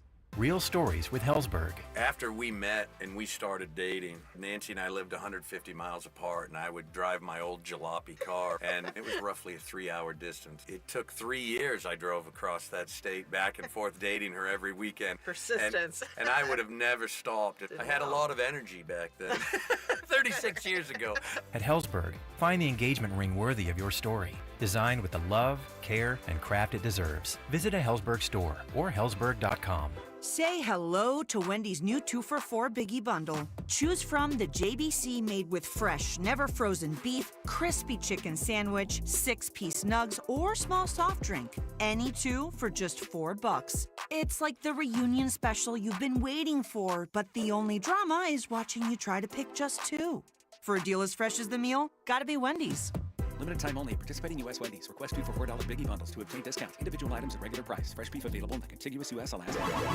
Harris Kansas City is giving away $150,000 in guaranteed prizes Saturday, June 28th to celebrate Mid-Year's Eve. One lucky guest will walk away with $50,000 in cold, hard cash at midnight. Plus, leading up to the big finale, you can win up to $2,500 in free play every 15 minutes. The best part? You can earn extra entries into the big drawing from now until June 28th. Don't miss the hottest celebration of the summer, only at Harris, Kansas City. 21 or older to gamble. Know when to stop before you start. Gambling problem? Call 1-800-GAMBLER. If you're trying to get through your daily activities and you're noticing you can't because you're focusing more on your pain than being able to enjoy the moment, those are the patients that we're looking to treat because we can make a difference. That's Dr. Ashley Ashley Caravelli, a medical director for QC Kinetics. What we're doing at QC Kinetics is offering treatments that help with joint preservation. We use cutting-edge technology in our in-house lab to harness your body's natural healing powers and target the areas where you need them the most. These are regenerative, non-surgical treatments, and QC Kinetics is the nation's leader, delivering lasting relief to tens of thousands of patients. What we do know is that the sooner we start treatment, the sooner you'll see relief. So don't wait another minute. See if you're a good candidate for these non-surgical treatments for joint pain. The consultation is completely free. Call QC Kinetics, 816-412-6299. That's 816-412-6299. 816-412-6299. Summer is here, and that means longer days and warm nights, rooftop dinners, spontaneous getaways, vacation season, and romance is in the air. But if you're dealing with erectile dysfunction, all that excitement, it can feel like pressure and like you're missing out on something. Well, look, you're not alone. And more importantly, there's help that's out there, especially with my friends over at Heartland Men's Health. They specialize in ED treatments that work even when the pills and the herbals don't, with a success rate of over 90%.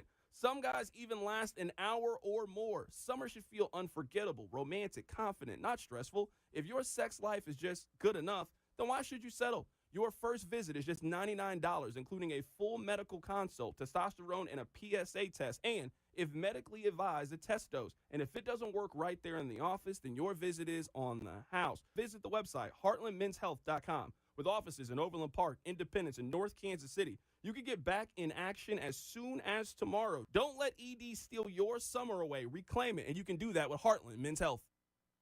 Everyone has a fave Wendy's Frosty flavor. And when you're choosing from chocolate or vanilla, it's not that hard. But now, there's all new Frosty Swirls and Frosty Fusions. So try picking your fave from Oreo Brownie Fusion, Pop-Tarts Strawberry Fusion, Strawberry Swirl, Brownie Batter Swirl, Caramel Swirl, and Caramel Crunch Fusion. Not so easy now, huh? For a fresh way to Frosty, gotta be Wendy's. Open till midnight or later. At participating U.S. Wendy's, hours may vary by location. Oreo is a trademark of Mondelez International Group. Pop-Tarts is a trademark of Kellogg North America Co., LLC. Used with permission. Hey, listen to this. All it needed was a new starter. Got a great deal on eBay. Did it myself. Yeah, that's cool. But how about the soft purr of an upgraded exhaust when it fits just right?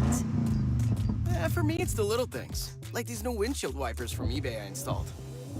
From small fixes to big upgrades, eBay has all the parts you need at prices you'll love. Guaranteed to fit every time. eBay. Things people love. Eligible items only. Exclusions apply. Here's traffic, brought to you by DM Injury Law. Have you or a loved one been in a car wreck? Contact DM Injury Law today and get the money you deserve. Car wreck? Remember, Mike's got this. This one brought to you by Robside Ford, coming out of downtown Missouri side. You've got 71 southbound at 22nd Street. It is the two right lanes that are blocked. From the Anthony Plumbing, Heating, Cooling, and Electric Traffic Center, I'm Val 96.5, The Fan Traffic. This is your home for Kansas City sports. 96.5, The Fan. All right, coming up at the top of the hour, we'll get back to the Royals and we'll start talking about the stadium. Text line 913-586-7965. What we were talking about right before the break is Jeff Passan made a list of the top 50 most likely to be traded players. Seth Lugo was number 6 on the list. And they just say that, hey, he's due for a new contract next year. He certainly is. And it would make sense for Kansas City to move him. These are the 5 teams that he has as good fits. The Cubs, Houston, Toronto, San Diego, and the Dodgers. Someone texted in. If the Royals make Lugo available, I imagine he won't be going to an American League team. I don't think the Royals are good enough right now to worry about that. I'm worried about getting the best possible long-term value from the Royals. Now, I'm not looking to trade him to an American League team, and I'm not interested in trading him to Detroit or Cleveland. But if you think the best offer is Toronto, then I'm trading him to Toronto if you're the Royals. That's how I would play it. It'd be a lot different if we're talking about trading him in the division. But right now, the Royals are under 500, and the Royals need some things. And if you're not an organization that's looking to go out of free agency and potentially spend the money to get those things, I don't know if beggars can be choosers when, for now 2 consecutive seasons, you desperately need an outfield bat. So that's what I'd be in the business of looking for and trying to find the best possible one and a player that you think either A, is major league ready, or a guy who is on the cusp of coming up. You give him some experience the rest of the season, and he is projected to be your opening day starter in 2026. That's how I would try to handle it with Lugo. I think a lot of teams are going to be interested in Lugo. He's shown you that he can pitch in the postseason. He's shown you that he's reliable. He can eat up innings for you. It's not going to cost you any money the rest of the way. We're talking about somewhere between $6 to $7 million for the prorated rate based on what he's making. I think Seth Lugo is going to be a very desirable piece at the deadline, and the question has just come to, are the Royals going to be sellers? I think that's going to be the question. I want to ask you guys this, and we won't spend a whole lot of time on it. So there is a story that is circulating right now that there was a ruling that the NFL and its owners colluded against Lamar Jackson, Russell Wilson, and Kyler Murray. That you guys remember whenever Deshaun Watson was negotiating his deal and he got that guaranteed contract, you remember there was a lot of conversation about, is this going to be what new quarterback contracts look like?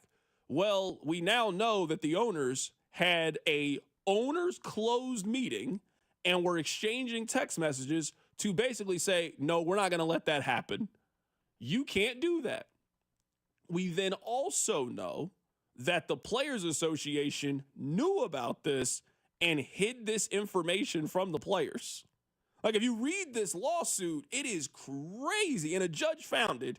Hey, we think this happened. We think that the 32 owners colluded to make sure that quarterbacks didn't get guaranteed deals. This is my question. Is there a story that fans would care about? Because I don't think that fans care about this story, and I don't really plan on spending too much time talking about it. There are some stories that I think are media stories, and I think this is a media story. Now, I think it is a very important story, but I've done this long enough to know what stories get you guys all hot and bothered and what stories don't. And the owners coming together to suppress wages in the NFL, it's just not one of those stories for you guys. You guys don't care. They make enough money. They should be happy with whatever they get. You don't care that the owners came together to stop this, essentially, which is illegal. They also, I guess we also know, remember the concussions. They knew the health risk of playing football. They hid this information from the players. It ended up being a really big deal. Now, the concussion story, I think, mattered a lot more in kind of casual football spaces. And you remember we had that, hey, would your mom let you play football? Is football safe? We had those conversations. Are there these kind of stories that we think that the average NFL fan will care about? Or are we just so far at the point that it just kind of is what it is? Like, this is wrong, what they did to the players. This is 100% wrong. They came together to deny play. You cannot do that. But I just don't think that it matters. I think this is a story that media people kind of pat each other on the back on and talk about, hey, you did a good job. And I think in 2-3 days, I think the general sentiment from the public is going to be, we don't care about this, move on, talk about something else. Is there a story, Rob, that you think could come out in this regard that could get fans to care?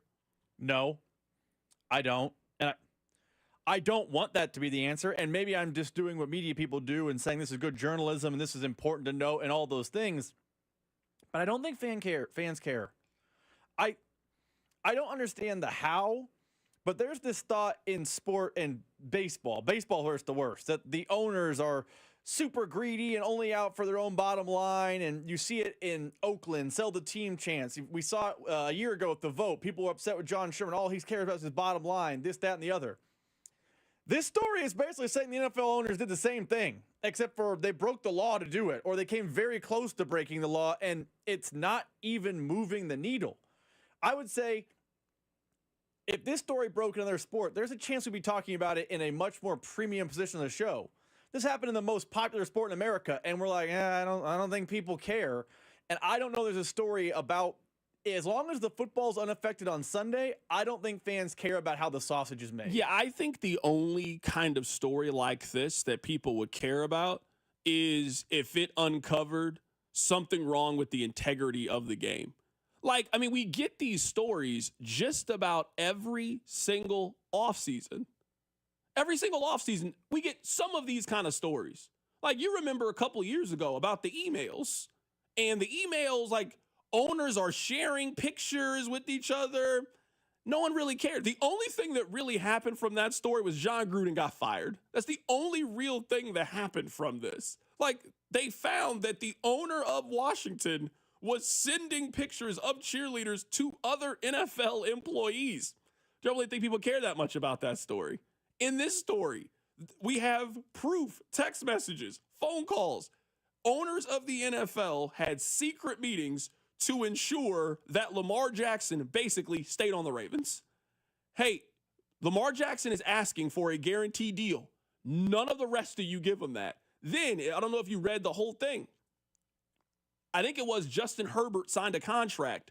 The owner of the Chargers then thanked, or the owner of the Cardinals then thanked the Chargers for doing that and said, this is going to help us in our negotiation with Kyler Murray.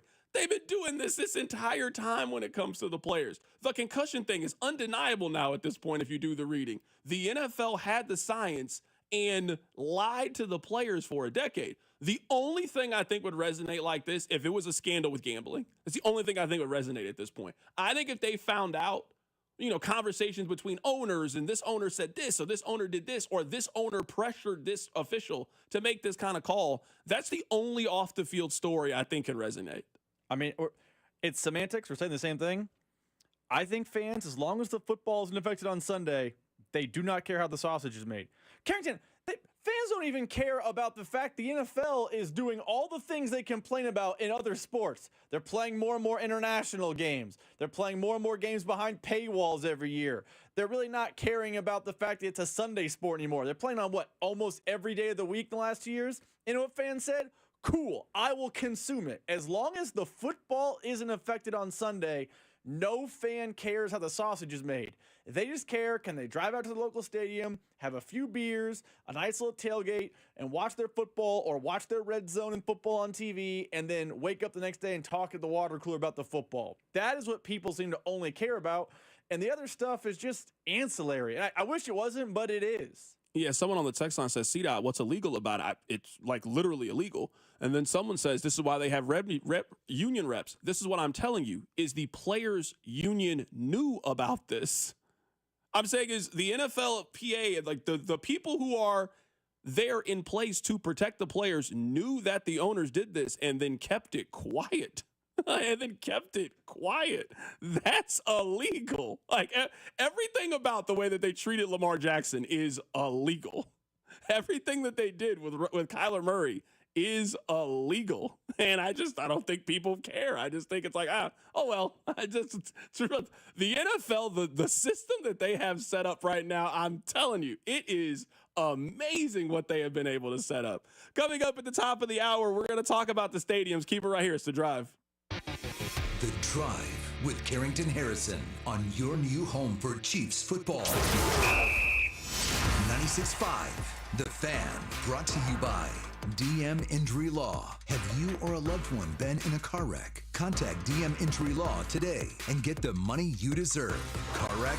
Remember, Mike's got this. Here's traffic, brought to you by DM Injury Law. Have you or a loved one been in a car wreck? Contact DM Injury Law today and get the money you deserve.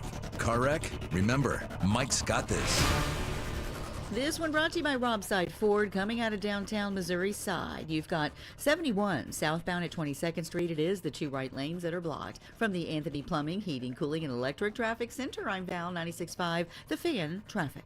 When it comes to DSPs, usability matters. Some platforms bury you in complexity. Results-driven advertising shouldn't look like a chemistry experiment. Viant's AI-powered DSP streamlines setup, automates measurement and optimization, and keeps you in control. Less clicking, more strategy. And with proven CTV leadership across premium publishers, Viant works smarter and delivers stronger.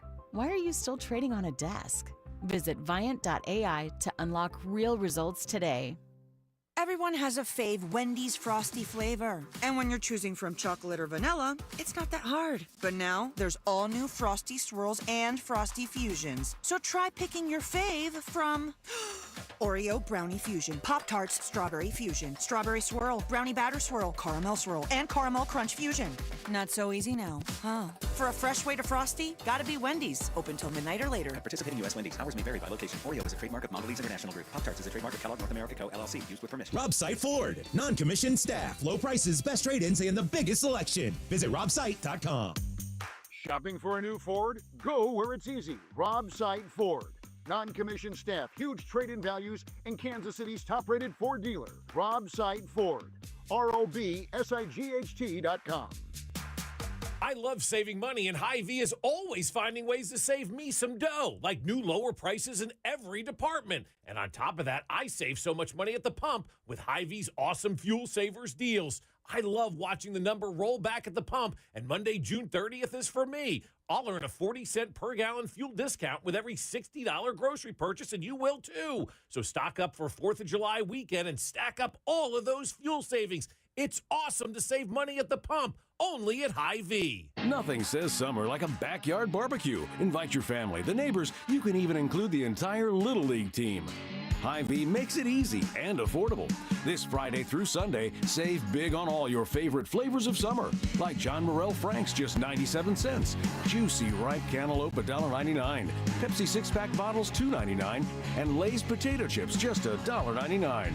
Hurry to the backyard barbecue sale and fire up the grill this weekend only at Hy-Vee. Need to sell your house in Kansas City but not sure what the best option is? Selling a home, especially when dealing with foreclosure, divorce, job relocation, or an inherited property, can feel overwhelming. That's why I don't just make offers. I help homeowners understand all their options so they can make the right choice with no pressure and no obligation. I'm Rex, a local homebuyer and resident right here in Kansas City. Whether you're looking for a fast cash sale or just want to explore your choices, I'll walk you through the pros and cons of selling to me or listing with an agent. If selling directly is your best move, I'll offer you a fair cash price and a closing timeline that fits your needs in as little as 7 days or on your schedule. No repairs, no commissions, no hidden fees. Just a transparent, hassle-free process so you know exactly what to expect. Let's talk. Call 816-330-6000 or visit rexbuyskc.com for a free, no-pressure consultation. Rex Buys KC, helping homeowners make informed decisions with confidence. Storm season 2025 is here. Get peace of mind on the health of your roof and make Century Roofing your first call. We have extended our free material upgrade sale on all roof replacements. Get a Class 3 or 4 impact-resistant shingle for the same price of the standard 30-year or premium shingle. Save on your insurance premium and see why we continue to be voted best of Johnson County. Trust the Pillars of Strength for 35 years. KC-based and female-owned. Century Roofing, KC.com. Century Roofing, trust the Pillars of Strength.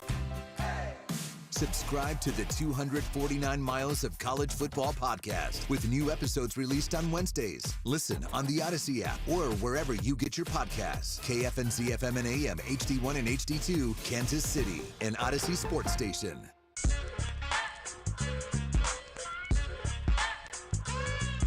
Welcome back into the drive. Congratulations on getting through your 9 to 5. My name is Carrington Harrison. Really excited to be here with you on this wonderful, wonderful Tuesday. We are off a little bit early today. We are off at 5:30. So we hand things off to the Royals as they start their series against the Tampa Bay Rays. All right, Rob, do you want to start with on the field or off the field with the Royals? They feel equally important at this time. We are all trying to wait to see where the stadium is going to be. But the Royals also have, this is a really important next 2.5 weeks. Why don't we start on the field? We'll start here. The Royals this season are 19-30 against teams that are over 500. They have not been good against those teams. Their next 13 games are all against teams who are over 500. Tampa Bay is 43-35. The Dodgers might be the best team in baseball, certainly on the short list. The Seattle Mariners are 40-37. Arizona is 40-38. Their next 13 games are against good teams. Now, I know we always say you can't control your schedule and you got to be who's in front of you, and all of those things are true.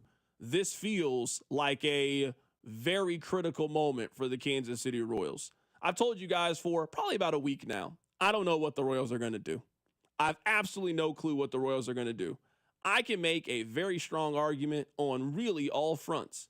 I can make an argument that they should be sellers, that this team hasn't been consistent. This team hasn't really shown you that they can be consistent, and trying to chase that third wild card is a pipe dream. I can give you a lot of reasons how, man, this team is just one bat away. And if they can get that bat, they can easily get that wild card. And with their pitching staff, if you can get a little bit of offense, anything can happen. It just feels like they are at a fork in the road. This, to me, solves that question. How they handle these next 13 games. I don't know about you, but if the Royals just continue to tread water over the next 2-3 weeks or so, and you're sitting there and the Royals are 29th in offense and they're 2.5 games out of the wild card, I just don't know if I can bang the drum for them to be a team that goes out to make a move to go get an outfielder. Certainly not for 2025. Now, if the Royals are thinking more long-term and they're trying to figure out who their 2026 outfield is going to be, that's a move that I can be in favor of. But if this team is going to continue to hover around 500 and you're going to have a very valuable piece in Seth Lugo that can potentially get you something, I don't really know what the argument would be to keep Seth Lugo in that scenario. So I haven't really made a decision. I feel like, Rob, you've kind of made your decision. You're probably leaning more toward them being sellers, and I'm just kind of in the middle right now. I'm in the wait and see. This is a 13-game stretch against good teams. The Royals just haven't proven to us that they're a good team against good teams. And if you're talking about making the postseason, that's what you need to be. Vern made the point earlier. The Royals are 500 at home. You're not a legitimate playoff team if you're not even a great home team. So some of this is just, hey, you got to take care of business at home. They had a homestand last week. They lost every single game on the homestand. You got to show that you are viable against good teams. 19-30 is not viable against those teams. We live in the show me state. This is a show me kind of energy from the Royals. If you want to be buyers and you really think that you got a chance to be a wild card team, then you got to go prove it out there on the field. Sure, you play one juggernaut team in the Dodgers, but Tampa Bay is in the same weight class that you are in. Seattle in a 4-game series, they're in the same weight class. Arizona, this is not a murderer's row. This is just you playing good teams. This is not Chicago. This is not the Rockies. You got to show against other probable playoff teams how you stack up. And if you lose 9 of these next 13 games or 10 of these next 13 games, it's just going to be difficult to explain to me on the other side that you are a playoff team and that you're worthy of taking on payroll and taking on players to try to go out there and do it. So I'm looking at this 13-game stretch, and we can reassess in 2 weeks where we are with the Royals and what we think they should do. I lean towards selling. But I also feel like it's case-by-case basis. My selling is a lean toward a John Schreiber type being sold. My lean is toward one of those type of pieces. I am firmly in this camp, and this fits in with our conversation. No matter if they sell or stand pat or if they are buyers, the Royals should be trading Seth Lugo in a month. Seth Lugo should be part of the go find another place to play system. You can get too much back for him, and I'm not talking about like a rental. I'm talking about getting an actual prospect back. So I lean towards sell, and if you want to say I'm in the super sell category because I want to get rid of Seth Lugo no matter what, then that's fine. But this is the stretch. It is, put up or shut up time? If you go 6-7, we're back square one. They're a 500 team, and we're going to figure out if they're 2.5 games back and you sell yourself a dream. If they go 4-9, though, I think everyone will jump in my category of sell. And you know what? I'll have to eat my words. If we're getting ready for the Pirates and maybe Paul Skeens is in town, it's July 7th, and the Royals are in the midst of a 9-4 stretch, and suddenly it's like, oh, they look like the Royals we anticipated seeing in March, then you have to be a buyer. But right now, I lean sell, but I'm also selling Seth Lugo regardless of how this stretch comes out.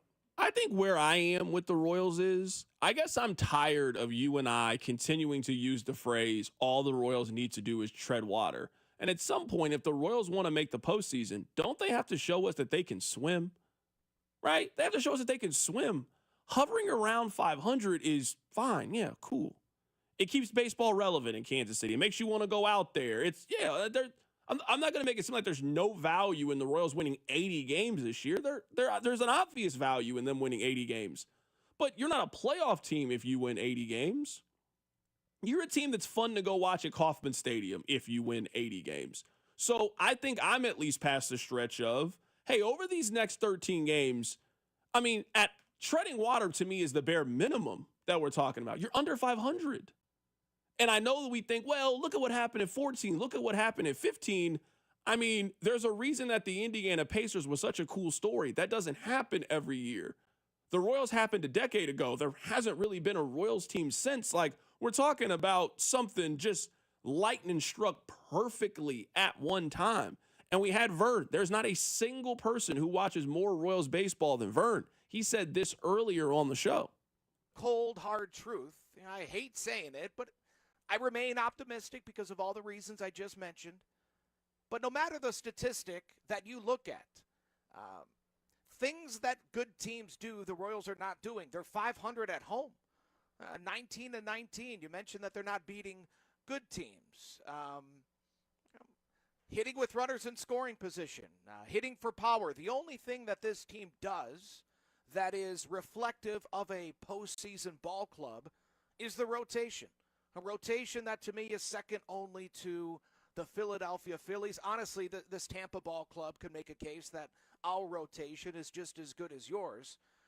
No, I mean, wherever you want to go right now for this team, nothing about it makes you feel as if they're one of the best teams in Major League Baseball. And I'm not talking about one of the five. I'm talking about upper half, top 15. They're outside of the rotation. Nothing jumps out at you and says, stick with them. Stick with them because these guys are about to turn it around. That was Vern earlier today on the show. I have completely stopped looking at the American League Central standings. There's no reason to do that while the Royals are under 500. I mean, if you were looking at the wild card race, I mean, the Royals are in a legitimate conversation.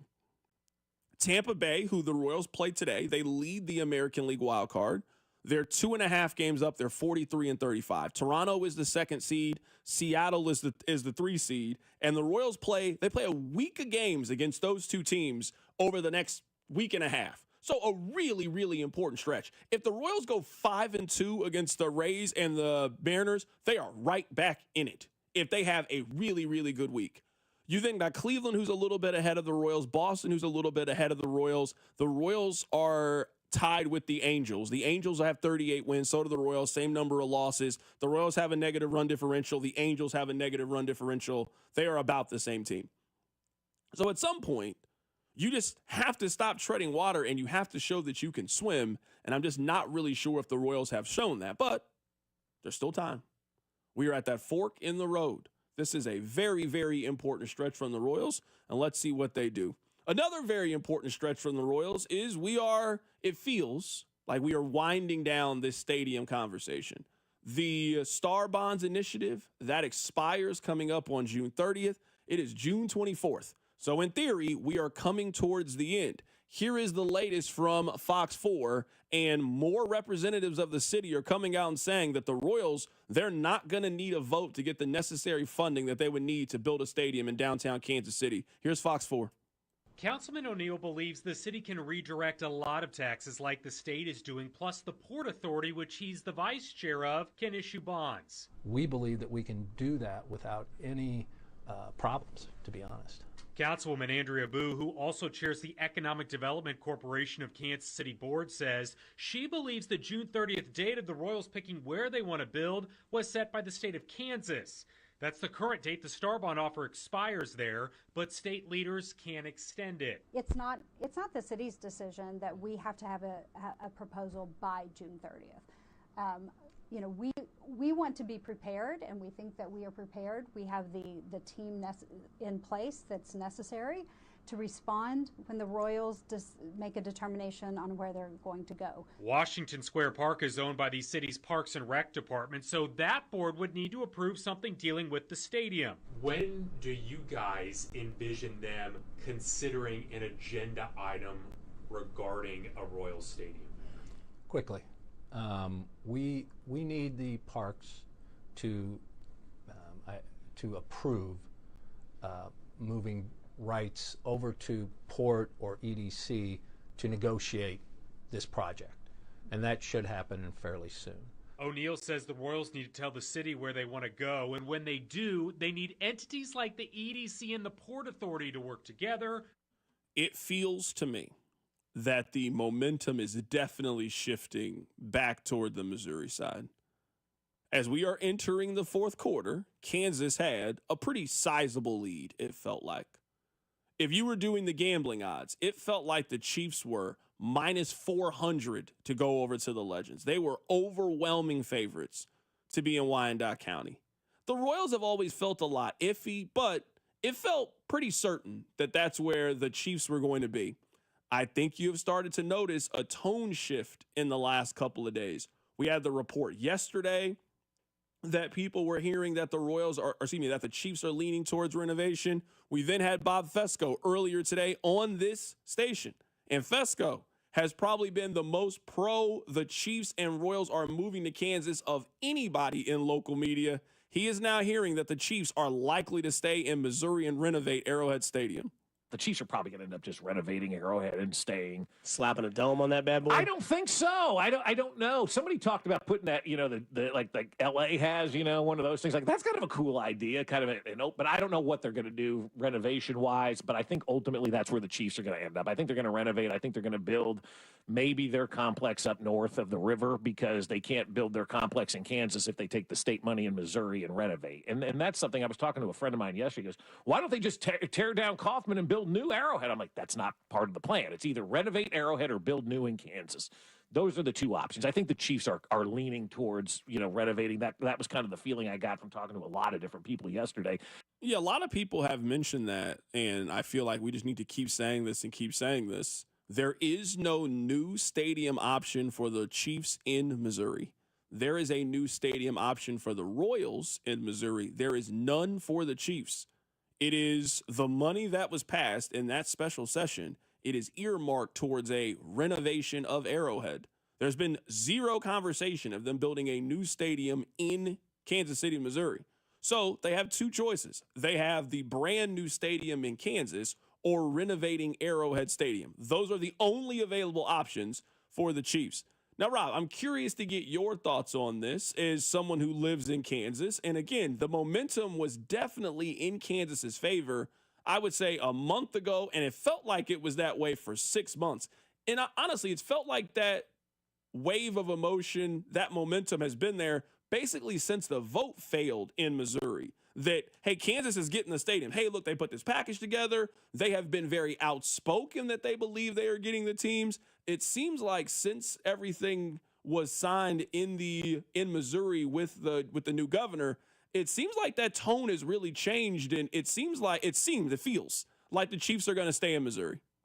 With the Chiefs, I feel like that's the betting favorite. Although I think the margin for a gambling sense, we made this analogy earlier in the show, I feel like for a gambling sense, it's like renovating Arrowhead's like a minus 110. Like it's the favorite, but it's not like an overwhelming favorite. Where build new in Kansas, I still think is possible. Maybe it's more like a plus 180. If those of you aren't on the gambling side, I feel like it's 57-43 renovate for the Chiefs. The Royals, to me, I don't even think it's much of a delineation. It feels like 80-20 Washington Square Park. You heard the story from Fox 4.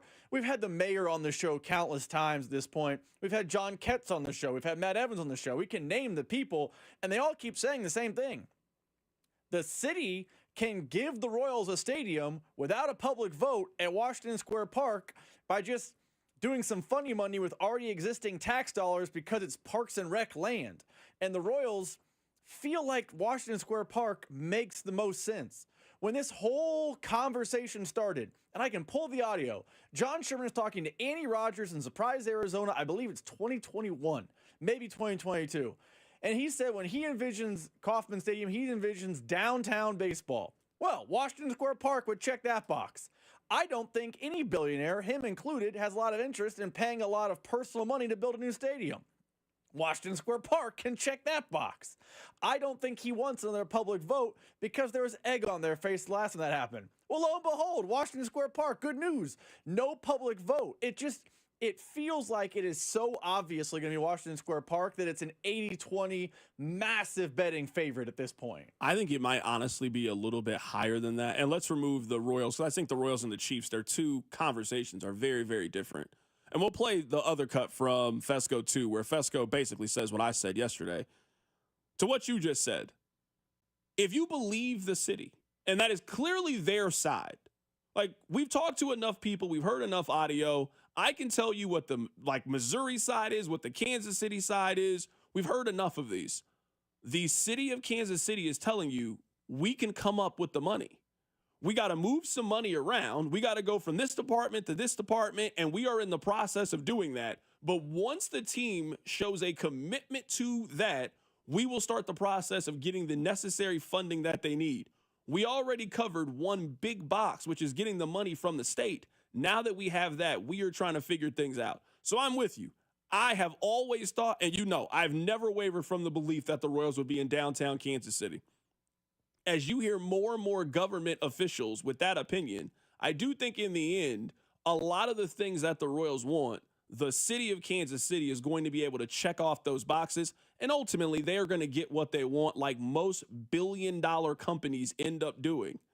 They spent $1 billion on the Royals. Funny enough, just with how sports teams are selling right now, tomorrow if John Sherman wanted to sell the Royals again, he'd probably get 1.5, maybe 1.7, $2 billion. Like, you could double your investment in less than 5 years if you really wanted to, if you're Sherman, with the way that teams are currently going forward with their evaluation. So if you're a $1 billion company, you usually kind of get what you want. I mean, look, the state is moving mountains to make sure you get what you want. The city is making sure that you get exactly what you want. I do think the Royals will eventually take that deal. And yesterday we talked about this. The Legends, they just never really made any sense from the Royals. Here's Fesco. The Royals have never mentioned Legends ever as a place where they're going to go, and that's where the laughter ensued for me yesterday. A couple of people, even Wyandotte County folks, that I kind of spoke to yesterday, are like, we heard they may be coming to Kansas. We've never heard they're coming to Wyandotte County. And I talked to somebody yesterday in the know, and they're like, the Royals are essentially in the Wyandotte County deal right now. It's the same place. They're not going to move from, where they are at the sports complex to the exact same place across the way. They want to be where the population density is. There's no population density at the Legends out there. So I got a lot of laughter from people yesterday when they saw the Wyandotte County thing. Like legitimate people calling me laughing, going, where's Wyandotte County coming from? Like, Sherman's never mentioned Wyandotte County. They're in that area right now. There's no point of moving to the same area. I told you guys yesterday that I did not feel that the Legends really solve what the Royals' problem is. It just simply moves their problem 30 minutes away. The problem for the Royals is weekday interest. People don't go to the Royals games on Monday, Tuesday, or Wednesday. They just don't go out there. And I didn't think that moving to the Legends was going to drastically change that. It's almost the same situation that they're in, just on the Kansas side.